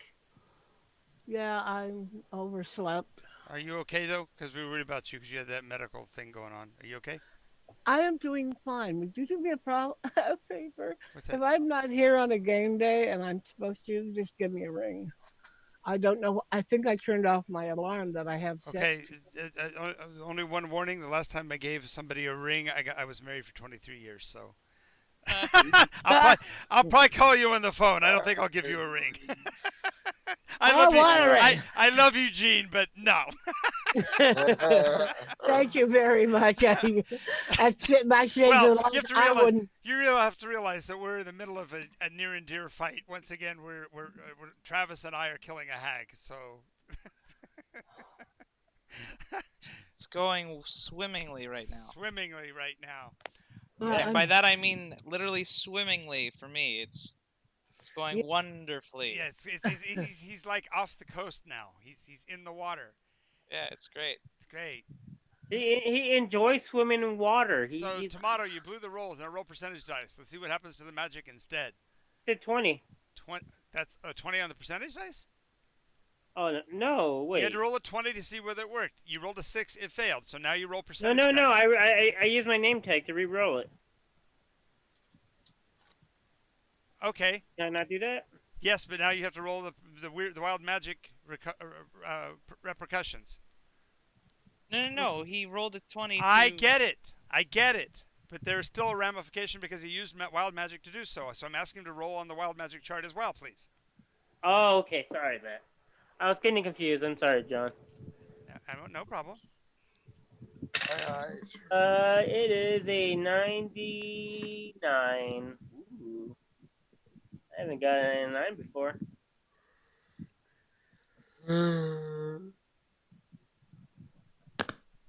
Are you okay, Scott? You sound Yeah, I'm okay. okay. All right. So the magic goes off. The necromantic trigger on the box is destroyed. The bad news is that it releases the banshee inside. So now you got a banshee to deal with as well. Hey, I helped you. Go kill that hag. That's not how that works. I'm pretty sure that's not how that works because banshees just detest living things, and you are living things. And worse than that, they despise male living things far more than the female living things. So, Well, all right. Gene, what's your character's name in this one? I always forget. R.L. No, Mooncat. Cat. Mooncat. Shadow So- Stalker. That's right, Shadow Stalker. Good thing, because Shadow Stalker will probably be the last one alive if the banshee has its way. Okay.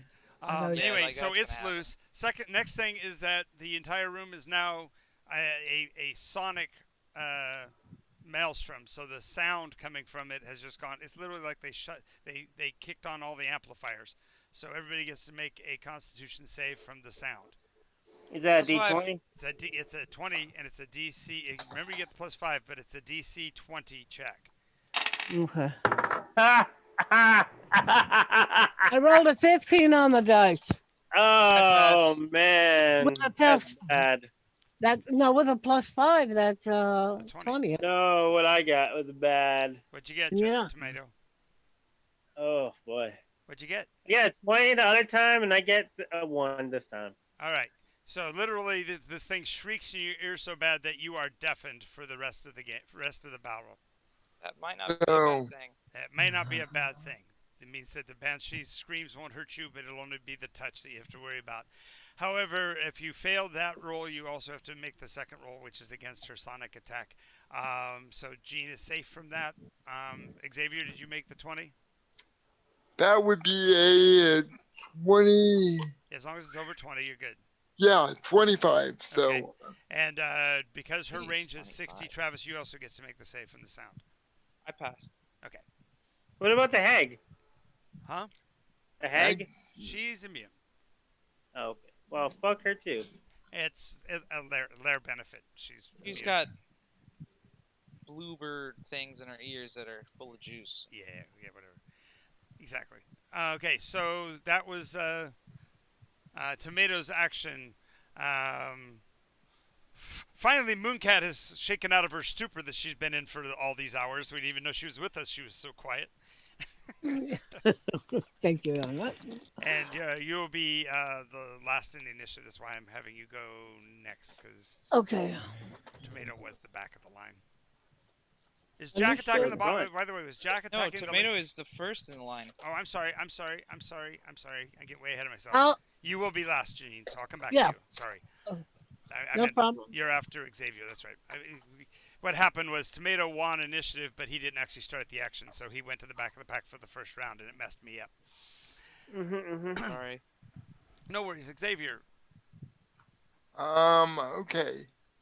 So there's the box and then the banshee. The box and the banshee. Actually, the box now is just an animated mimic. It doesn't have It didn't have the musical effect as well before, like it did before. But it's still moving around. Is what I'm Yes, saying. yes, it's still ambulatory. And are they both within equal? Think like the brazier in Willow. Okay. Are they both within equal distance of me? Yes. It and she. You mean the hag? Yeah. Oh, the banshee. The banshee's hovering above it. Yeah. I'm gonna go for the box because I can't reach the banshee. He's going for the box. He's going for the box. Not What's the in the curtain! box? Nothing's would in the be- box. You are stupid. Thank you, Tomato. That's exactly where I was going. I would totally take a BP for that. Yeah, no. 20. That would be a 23. And you hit it with a bow again. 2 arrows sticking out of the wooden box. Oh, okay. And another max damage. 8. Woo! It's taking 16 points of damage from a wooden arrow. Alrighty. Valer? Okay, so I am going to.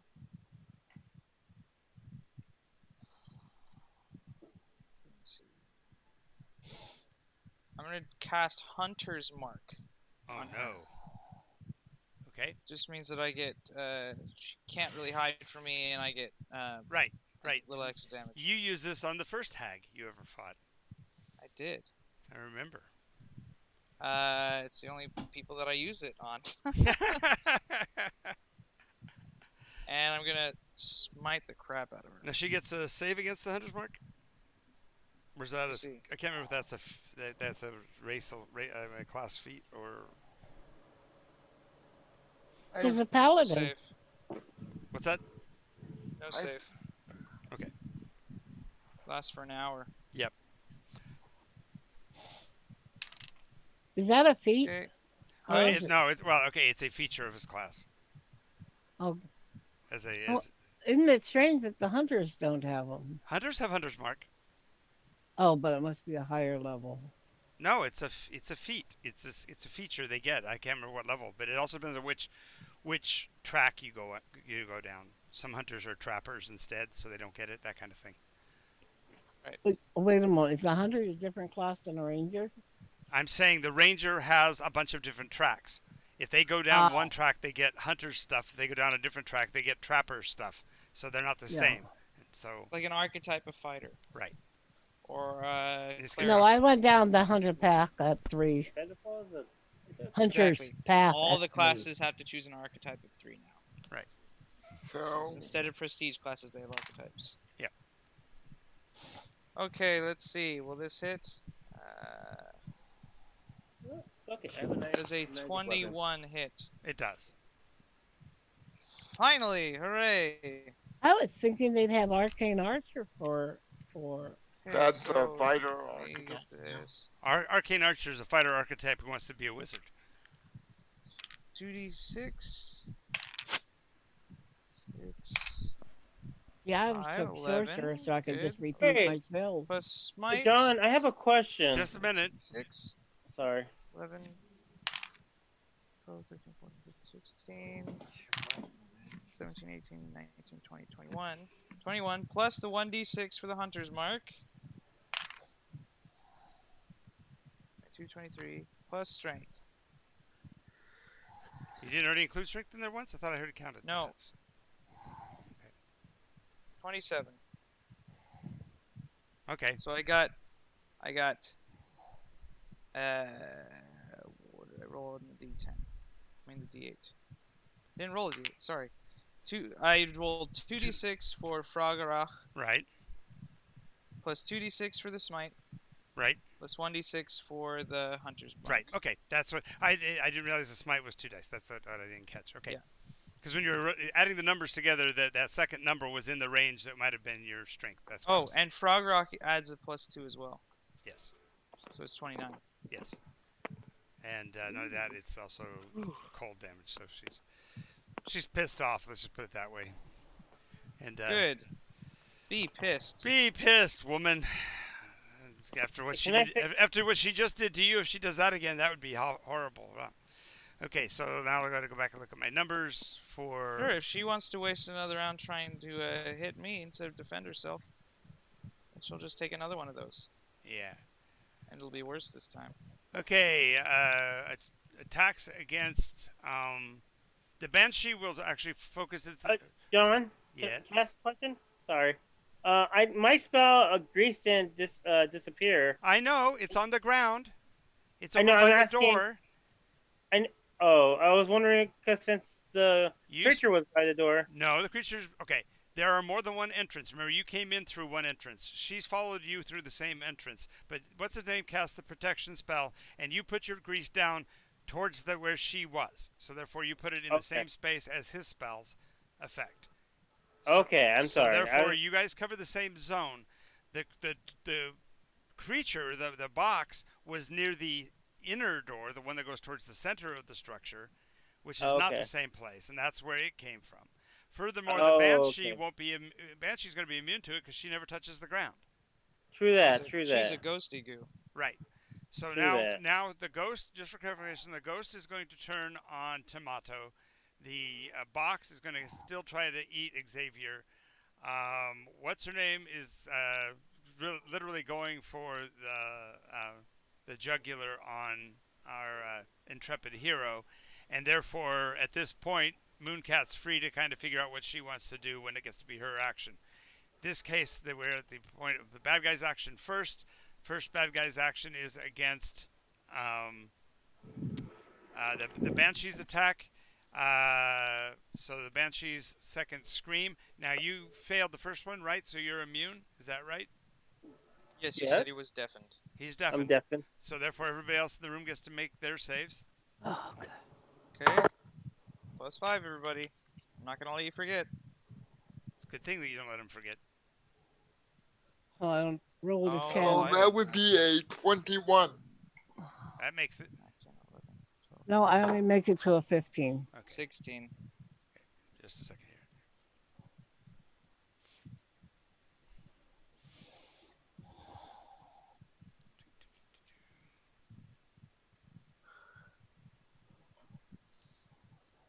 Man, I wish we had like a board or something to make things easier. Okay. What is Jack doing? I haven't heard what Jack was doing. He didn't use Jack last round. Jack more than likely was just barking frenetically at the box. It's a box. It's a box. It's a box, Captain. It's a box. I don't like a box. Box. Box.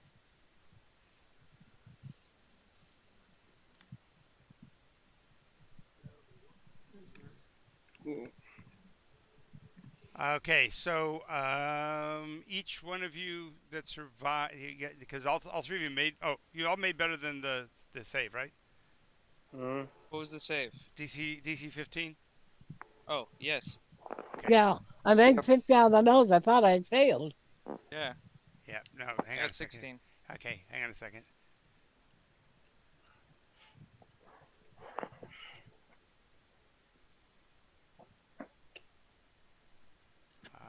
So 10 points of damage to each of you.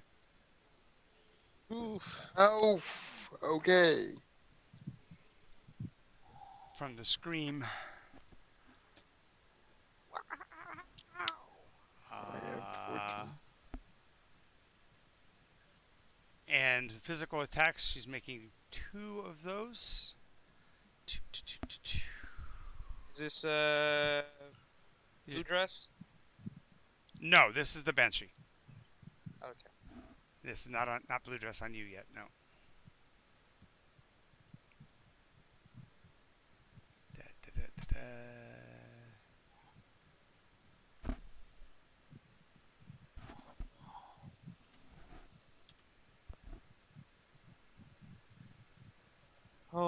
Featherin, where had they gone wrong?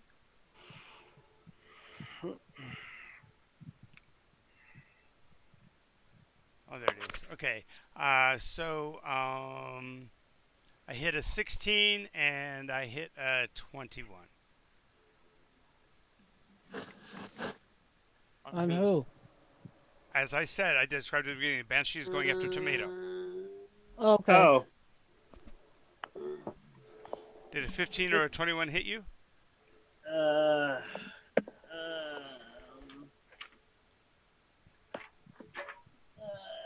I need to clean this room again.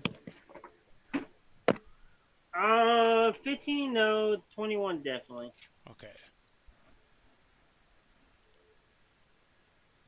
I bet you took this. 7 points necrotic damage. Well, thank you, ma'am. You're welcome. Oh, rude. And the box makes its one attack on Xavier.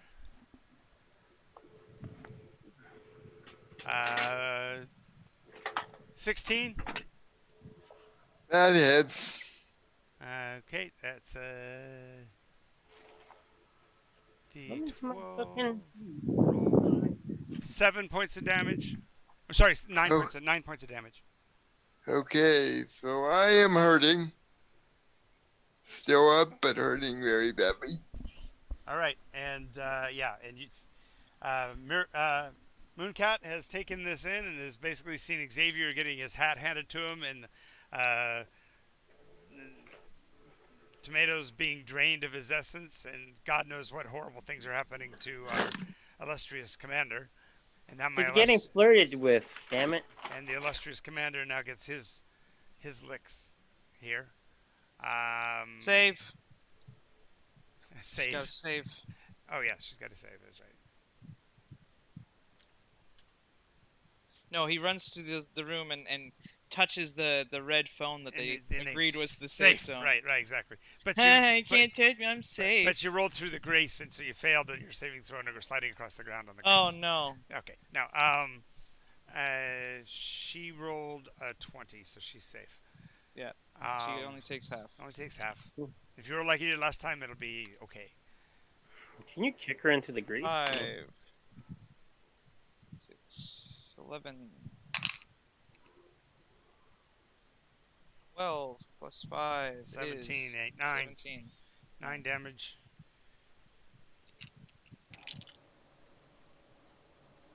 And her attacks on you were a... Oh, and I imagine the spirit guardian does look like Snowy, Yeah, I imagine. but when she was a little younger. Right. Or it could be your whole plethora of little ones that you now kind of watch over, So the first attack is a 21, second attack is a 24. 21 does not hit because I'm using the shield, That's right, good thing. The other one and does. the other one does. The other one does hit, so you get to make your con save. Save me! Charisma save, charisma save, charisma save. Oh god, dang. 8, 9, He's gonna fall in love with her. 12, 13, 14, 15, 16. What's the save? 22. Oh well, I'm gonna use my name tag then. Alrighty. And he gets the even worse one. They can reroll. No, that's a BP. That's a You have to- DC. you have to- Nat 20. Okay. So you only take the damage. So the damage was... Hit me, baby, one more time. how about a nice 16 points of damage? Ooh, thank you. May I have another? Sure, but the next one I want to take a level with it like I did last time. Lovely. Lovely. Now Lovely. Mooncat gets to respond. Who are you going to help, Mooncat? She moves over to Tomato and gives him a cure light wounds. All right. The only one I have, but you got it. Wait, who? Tomorrow? Thank No, you. no, Xavier's the one should have it. Xavier's one do that... it. Xavier... Well, no, I think Tomato has fewer hit points to start with, though. No, no, Yeah, I no. do. And he's got How many hit points does Tomato have? Let me double check again. If you Give say me a second. 108, we're going to punch you in the head. Yeah, that's why I know it's You're Xavier. gonna have 8. Well, But Xavier's a I'm lower level level than 4. I started off with 15 health. So 15 health. How could you? 14. Sorry, 14 health. If you Oh, started at Paladin. if you started at 14 and you've taken what 12, Am I getting this wrong again? you got hit. No, you got hit with the banshee for 3d6 this time, and you got Uh-huh. hit last time too at the touch. What's your max AC, right? What's your max health points right now? He says max is 14. No, that's what he said he started with. All right, and then I am a level 4. So each level I roll Well, a. they should be all written down. Yep, you should already have your max hit points. I should. Give them the average per level, which would be 7. Round up 1, average plus 1. And then, so you got 8, 8, 8.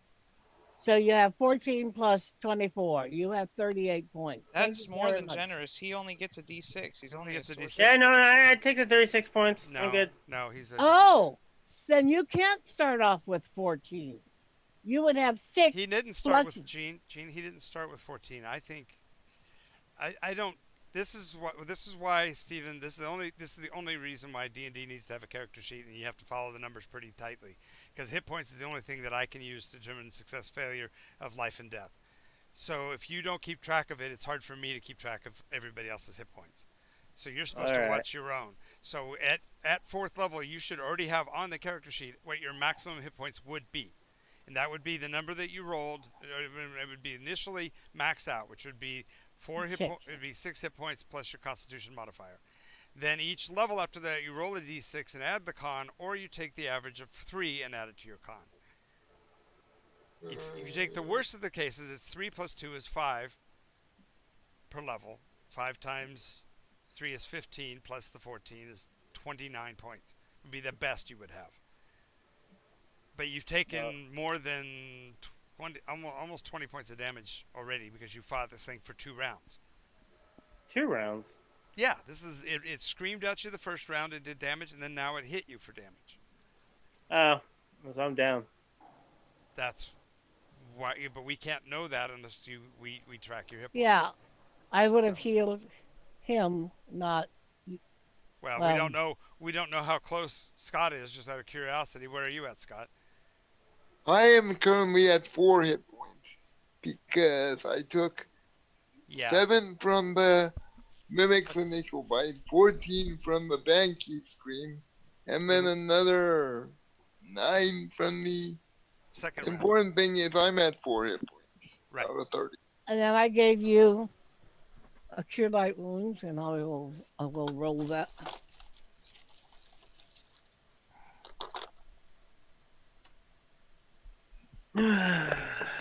You got 6 plus 1 points from me, so you have 11 points. So it's 7, and Scott only has 4. Yeah, so that's he has 11. After you gave hit points to Tomato. Yeah. Okay. And do you let's see, that's your action. Did you want to move in the room in any direction? You obviously moved up to Tomato. Are you going to try to engage or try to draw the attention of the Banshee in some fashion to get it off of him? Or I'm gonna stab. I'm gonna use my He's talking my to dagger. Shadowstalker. I'm talking to Shadowstalker. It's not your Oh, action. sorry. I'm sorry. You're right. Yeah, she pulls a sword and stands up. Okay. So item interaction. Yeah, she does here. pull out a shield. It's normally in a passive position, but she pulls. Gotcha.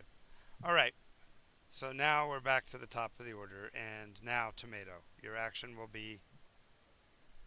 I'm grabbing my dagger, my magic dagger, and stabbing in it.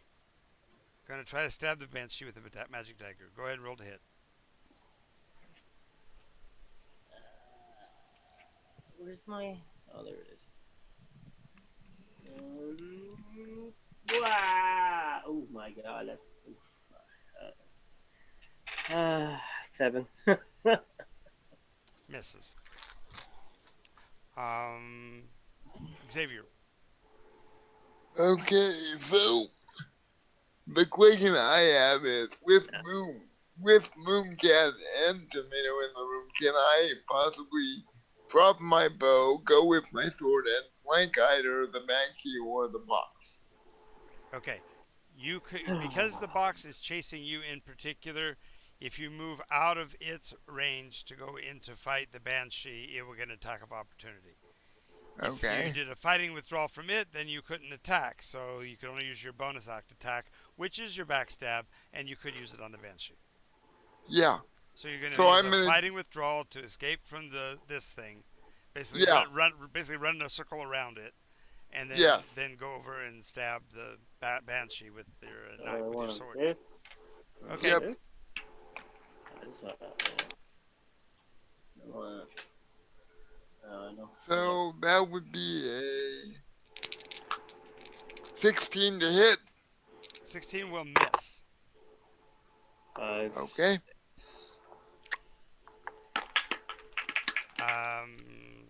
Valere. Okay. I'm gonna go all ham on her. Nice. I'm going at which smite is gonna do it. 5. I'm gonna do 5. no, that's not it. Hackers?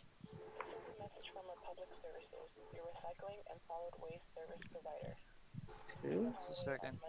Sorry. There it is. Going to do blinding smite.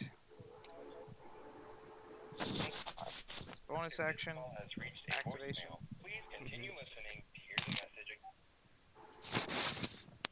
Nice. It is 1d8 per sorcerer a level. 19 on the dice. First plus level. 8. 6 plus your constitution. Why is 8 and 9 so hard to add to me? 17. 27. 27. She's not dead yet, although she does. No, that's the hit. Oh yeah, you hit though. But I'm saying she recoils from the damage, but she's as she's like leaning away from the attack or whatever, you see the fire in her eyes and the vileness in her soul. 0 1. So do I roll damage or Yeah, not? yeah. 6. So So that'll be 5 plus 6. That'll be 11. 8. 9, 10, 11, 12, 13, 14. Plus 15, 16, 17, 18. 19, 20, 21, 22, 23, 24, 26, 27, 28. And one more d6. 29, 30, 31, 32, 33. 33 damage. Wow. That's all I got. You hit her. She goes slamming into the wall. Blinding. She failed her save against the blinding part, right? So that caused her to be blinded. Is that how that works? Yeah, Constitution save. So she's blind. So she staggers sideways into the glass. When she does, her face gets a crooked little smile, and she waves her finger at you like you're being a naughty boy.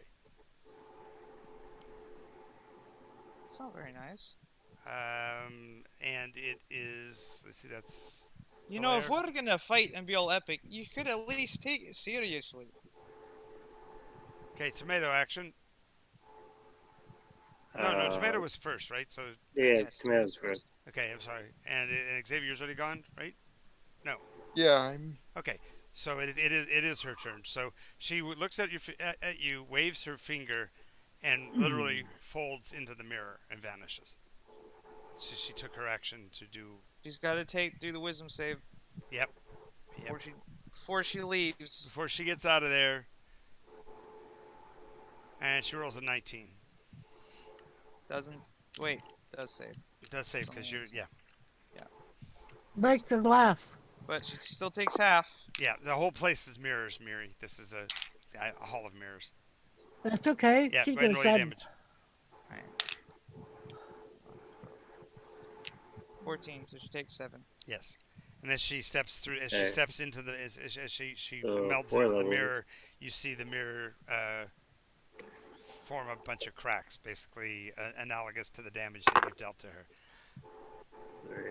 To that Okay. one mirror, so it's like mauled up or bad little pieces of glass on the ground beside where she stepped through. 14.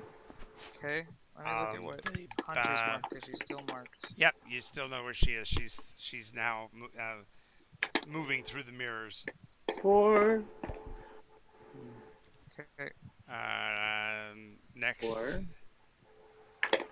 just a second. This one's for 20 health. I have The one's 20 health. the one's on tomato. Oh, I have a question. Yes. Do I get any movements after a bonus action and an action? Yes, you still have your move. Can I run into the middle of the room so that the Banshee and the box have to take the Guardian damage? You will, but you have to make the dexterity save going through the grease. Sounds fine to me. Okay. 12 plus dex save, right? Yep. So I'm not proficient, so Well, that's cool. 15. What is your DC, Steven? My DC? Spell DC. Give me a second, because I'm not by my... It's 8 plus 2 plus your... 8 plus your proficiency plus your charisma modifier. So at 4, that's 3, so 8. So that's 11 plus whatever his charisma mod is. Okay, so my charisma mod is plus 4. My... So that's a 15. So if you roll a 15, you come sliding into the room. Okay. No, you'll make it because you rolled a 15, right? Right. Yeah, so it's exactly what you needed. Because he would have had. So he kind of does that like you lock your legs right. and slide for a little bit. Yeah, he almost Puts his hands out. almost falls, and then you kind of grin at the bad guys because now they get the negative mod. They have to deal with the radiant. Spirit Snowy rips their throats out, so they got to make saves. Just a second. There we go, pencil. Wow, it's one of the few that she's not immune to. You actually get to hit the Banshee potentially. That's amazing. I was thinking that she was pretty much immune, but she's not. But the Mimic is. So the Immune to radiant damage? I think so. Let me double check. That sucks. But still, as long as I get a hit on somebody, they take. Well, yeah, 14 they're also gonna get their pluses on the saving throws. That's the more important part. Right. It's 14 damage, so if they save, it's half. Okay.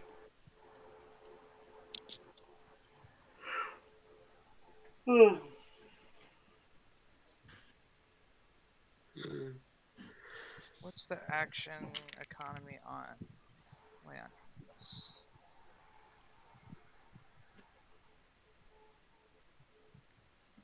Nope, it's not. It's not immune. Neither of them's immune, so both have to take the damage. So now for the saving throws.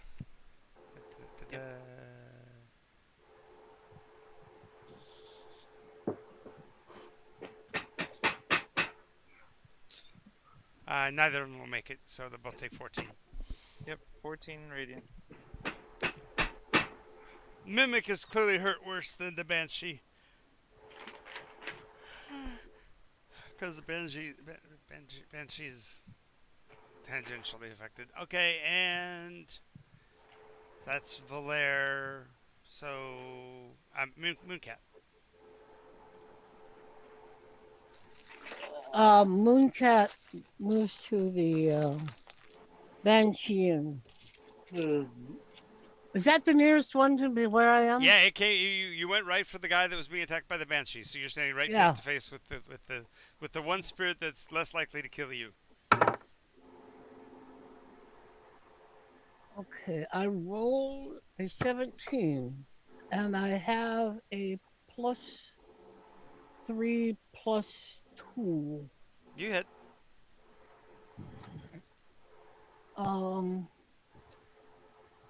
My sword does a D8. Well, that's weird.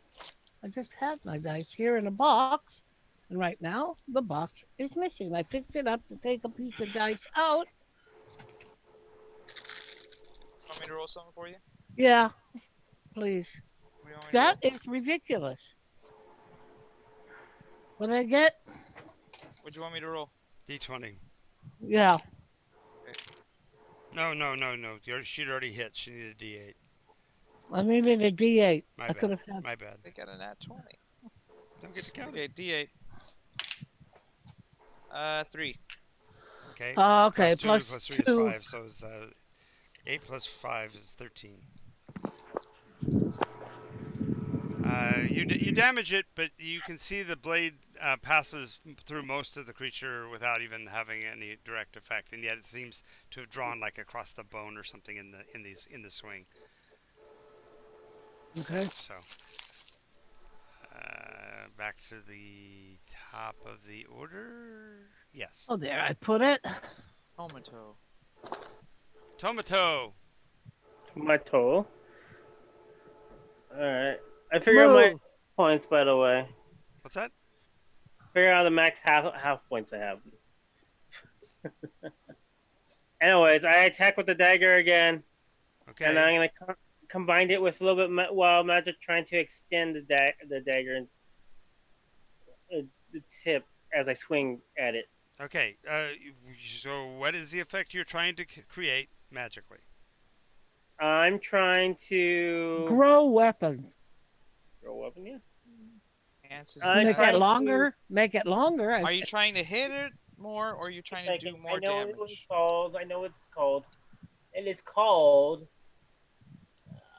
It's called. I knew what it was called, and then. I don't know. What? Grow or reduce, grow or minimize. What? He's trying to use enlarge on his dagger while he swings it. Okay. So are you trying to make it easier to hit or do more damage? I make it easier to hit. Roll the attack.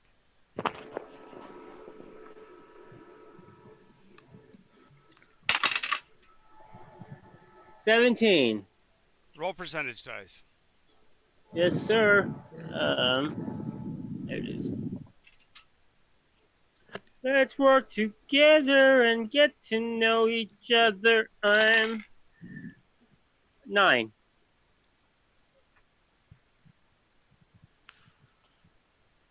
As you swing, the blade comes in contact with the banshee. As the blade comes in contact with the banshee, you and the blade are propelled through the window. So go ahead and do your damage as a longsword. So do a D8 instead of a D4. D8.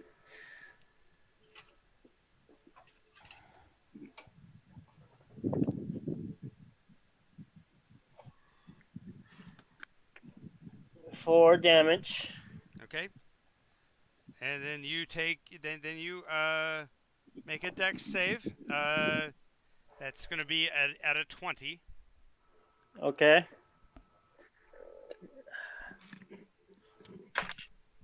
Does he get the +5 while he passes through my area? If it does, I would save. You don't. What? I got a 15. Okay, so he gets thrown through the window, and then it's 30 feet to the ground. I use Feather Fall. Okay, Featherfall is that a reaction? I think it's can a double bonus check, action. but I believe it was.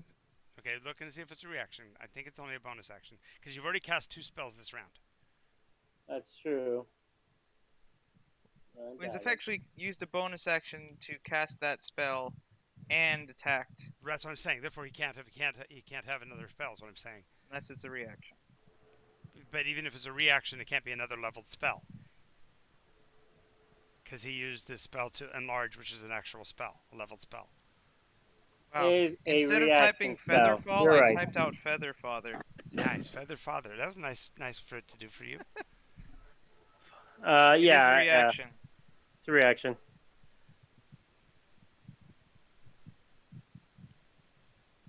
I'm not that confident on the economy of God, spell. I hate having to go to rule of law over rule of cool here, but the thing is that you already were doing two different spells in the Yeah, I turn. know. It's all good, man. I'm gonna have to be saved later. Wait, no, never mind. Would it be possible to dig my dagger into the stone? No, here's the problem. You're trying to cast a spell on a magic item to change Yes. its condition. Yes. I'm going to grant that to you because you are a wild mage. The problem Yes. with that is that you're casting Enlarge, which is I think is a third level spell. Second. Yes. It's a second level spell. Okay, but Yeah. but that's already a named spell, and the rules normally state that you can't cast more than one named spell or leveled spell in the same turn. Okay. But when you cast the spell matters, and reaction spells can only be cast as a reaction. But Okay. that means you literally have to have the spell not cast in that round if you're going to use it. Okay. You see what I'm saying? Yeah, I see what you're saying. I understand. All But, right. Well, but the reality is that the Featherfall, because you didn't you what level did you Featherfall's first level? Yes. And how far does it reduce your fall? I mean, how does that? It drifts you down. How far? When Uh, your creature within 60 feet of you falls, choose up to 5 falling creatures within range. A falling creature's rate of descent slows to 60 feet per round until the spell ends. If the creature lands before the spell ends, it takes no fall damage and can land on its feet, and the spell ends for that creature. That's a really powerful spell. Good lord, I didn't realize it was that good. Yep. Up to 5 creatures. You can save their butts if you fall through a pit or something. It's the 60 feet that's the kicker. He's falling 30 feet, but he's going to fall that in a round, and so therefore it's going to apply. That, sir, shows the pure luck of being a wild mage, because that throwing you out the window should have killed you. Realistically, you were already at 4 hit points. You were in a dangerous situation. If the Banshee had hit you again, it would have killed you. So throwing yourself out the window by accident and then having the capability of casting Featherfall, now all you have to do yeah, is, it says one reaction. I get you. So now all you have to do is roll percentage dice for the third use of wild magic in the turn. So roll one more percentage roll. Santa's roll it is, sir. Maybe he actually turns into one of those birds he was practicing. That'd be horrible. He falls as some feathers. Poof.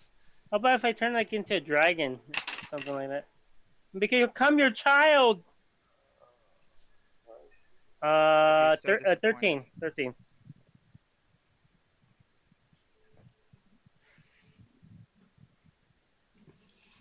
And then Nuka falls upon the earth.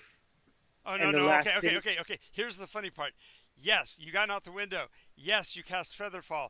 Yes, you fall at the speed of a feather. The bad news is that you're the size of a feather. You're 7 inches tall when you hit the ground.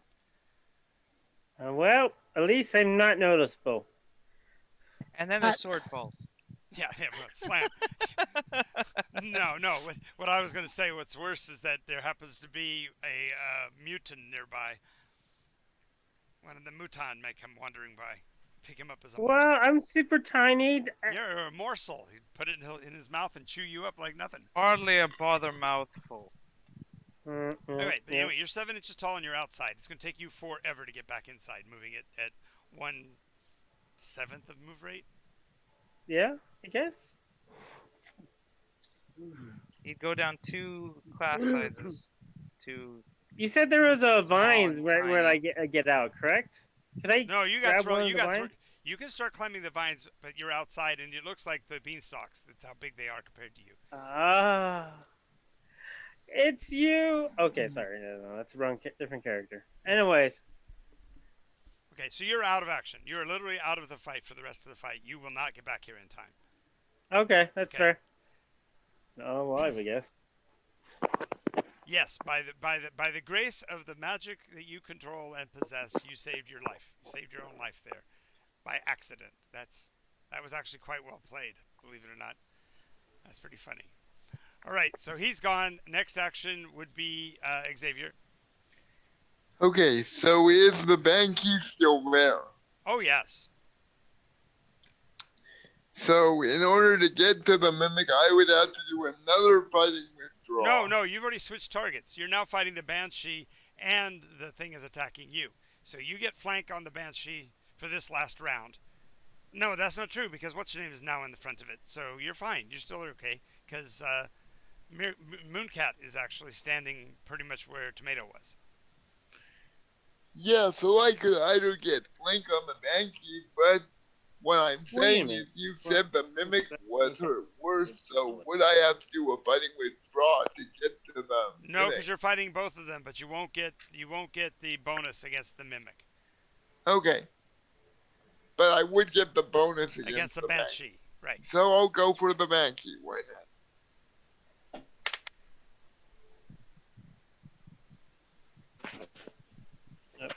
Okay. 21 to hit. Hits. A palpable blow, sir. So I get a d6 plus my 2d6 for... Unless I don't get siege.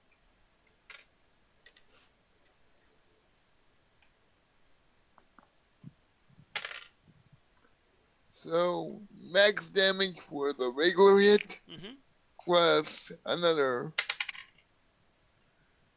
So 13 damage to the Banshee. 13 damage to the Banshee.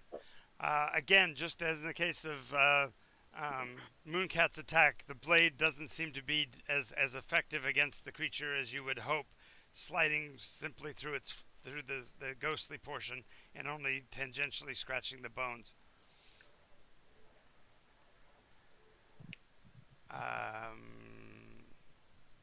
And now it is my action before. Am I before or after you, Travis? I always get that backwards. Uh, I think I'm just. the order originally was Tomato, then me, then them, then Xavier, and then And then, Gene. when Xavier changed to do the surprise attacks, when I shifted him. Okay. So I'm just about when are the bad They're guys? after me. They're after you. Okay, so therefore it's your action. Okay. So, Banshee and Mimic are the only things left in the room. well, where is... She's moving through the glass walls. If you try to pursue her, you got to work the maze to get to her. Okay. Whereas she's literally moving through the glass from one pane to the next. So she's able. She's able to pass as a straight line. You're able to track her. She can't get away. He is going to use his action for this round because you can't catch up with her in this round. He's going to use his action for this round to do lay on hands and give Xavier 20 points. Yay, Xavier! Thank you. Thank you. Then he's bolting down after her. Okay. Roll a d6 for me. Okay. 2. Okay, so it'll take you 2 rounds to get to a room where you see her in the mirror. That's how fast she is moving through them. Okay. So you did your casting and you're done. So now it's their turn. So dice table, 2 dice on I'm sorry, one dice from the mimic first. Roll.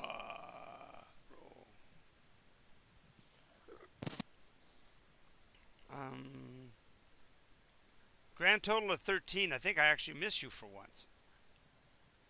Actually, a 13 will hit me. Oh no! But Look, thanks you to got more Valero, health. I am at full hit points, so... Well, not anymore. You take 12. Ow. Jeez. It's like he basically tried to swallow him with that bite. Arr, arr, arr. And the Banshee goes after Mooncat. Shadow Stalker. Shadows. I wanted to be an arcane ranger, but arcane archer, but Jesus, I don't even have it for the hunter. That's where it was originally with. Well, no, it's a break off from Hunt. It's a break off from just Street Fighter. Arcane is a break off, just like Hunter is a break off. I know, but why don't they have it for Ranger? Because it's redundant. Arcane Archer is somebody who wants to become a magician. To make it a ranger who already has magic, wanting to become a magician was too powerful. They thought. That's what it was originally made for. And what it did is just allow you to enchant your weapons. You had barely yes. any other spell. Right, but what they actually did was they made all variations of fighting focus with the fighter, Right. even if you're fighting with a bow. So every ability that adds combat stuff to you for fighting is in the fighter mostly. For archery and stuff like that. Right. Ranger has really gotten shunted in 5th edition. They've added almost nothing because they made all classes have spell-like abilities instead of actually do stuff now. Right. So, yeah, it's... I thought sure it would be part of a Ranger. Okay, never Okay. mind. So I got a 21 and a 3. On who? You. 21 will hit. Of course, 21. I'm quite sure it will hit, even with Okay. the shield, because I have no magic of any sort. So I have Okay. 6 on the chainmail, and I have 2 on the shield. I have 2 on. I'm a 20, but I'm not a 21. Okay. So you take 10 points of necrotic damage from Ouch. the touch. I'm hurting. Okay. And that's first round. So so that was you running for 1 round. You just now left. So we said it'd be 2 rounds. So this is round 1 of 2. Back to Tomato. No, I'm sorry. Tomato's outside No, at the hang moment. on. I took Mooncat out. Mooncat's got an action first. Second. Yeah. Okay, I slice back at her. Okay, that's a 14 plus 3 plus 2 makes a 19 to hit. Hits. Okay, I did find my dice. Thank you. I put it someplace way over on the printer.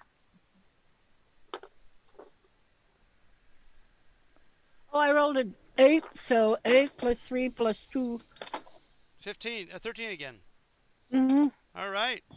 It's 4:11, by the way. Yeah, I know. We're gonna have to cliffhanger this in the middle of the fight. We're gonna have to finish this next time, guys. It's already 10 after 4. So, All right. Good. Enjoy your work day. Yep.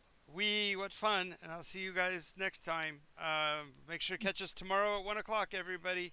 Thanks for watching us Bye-bye. on the stream. Okay, see you guys later.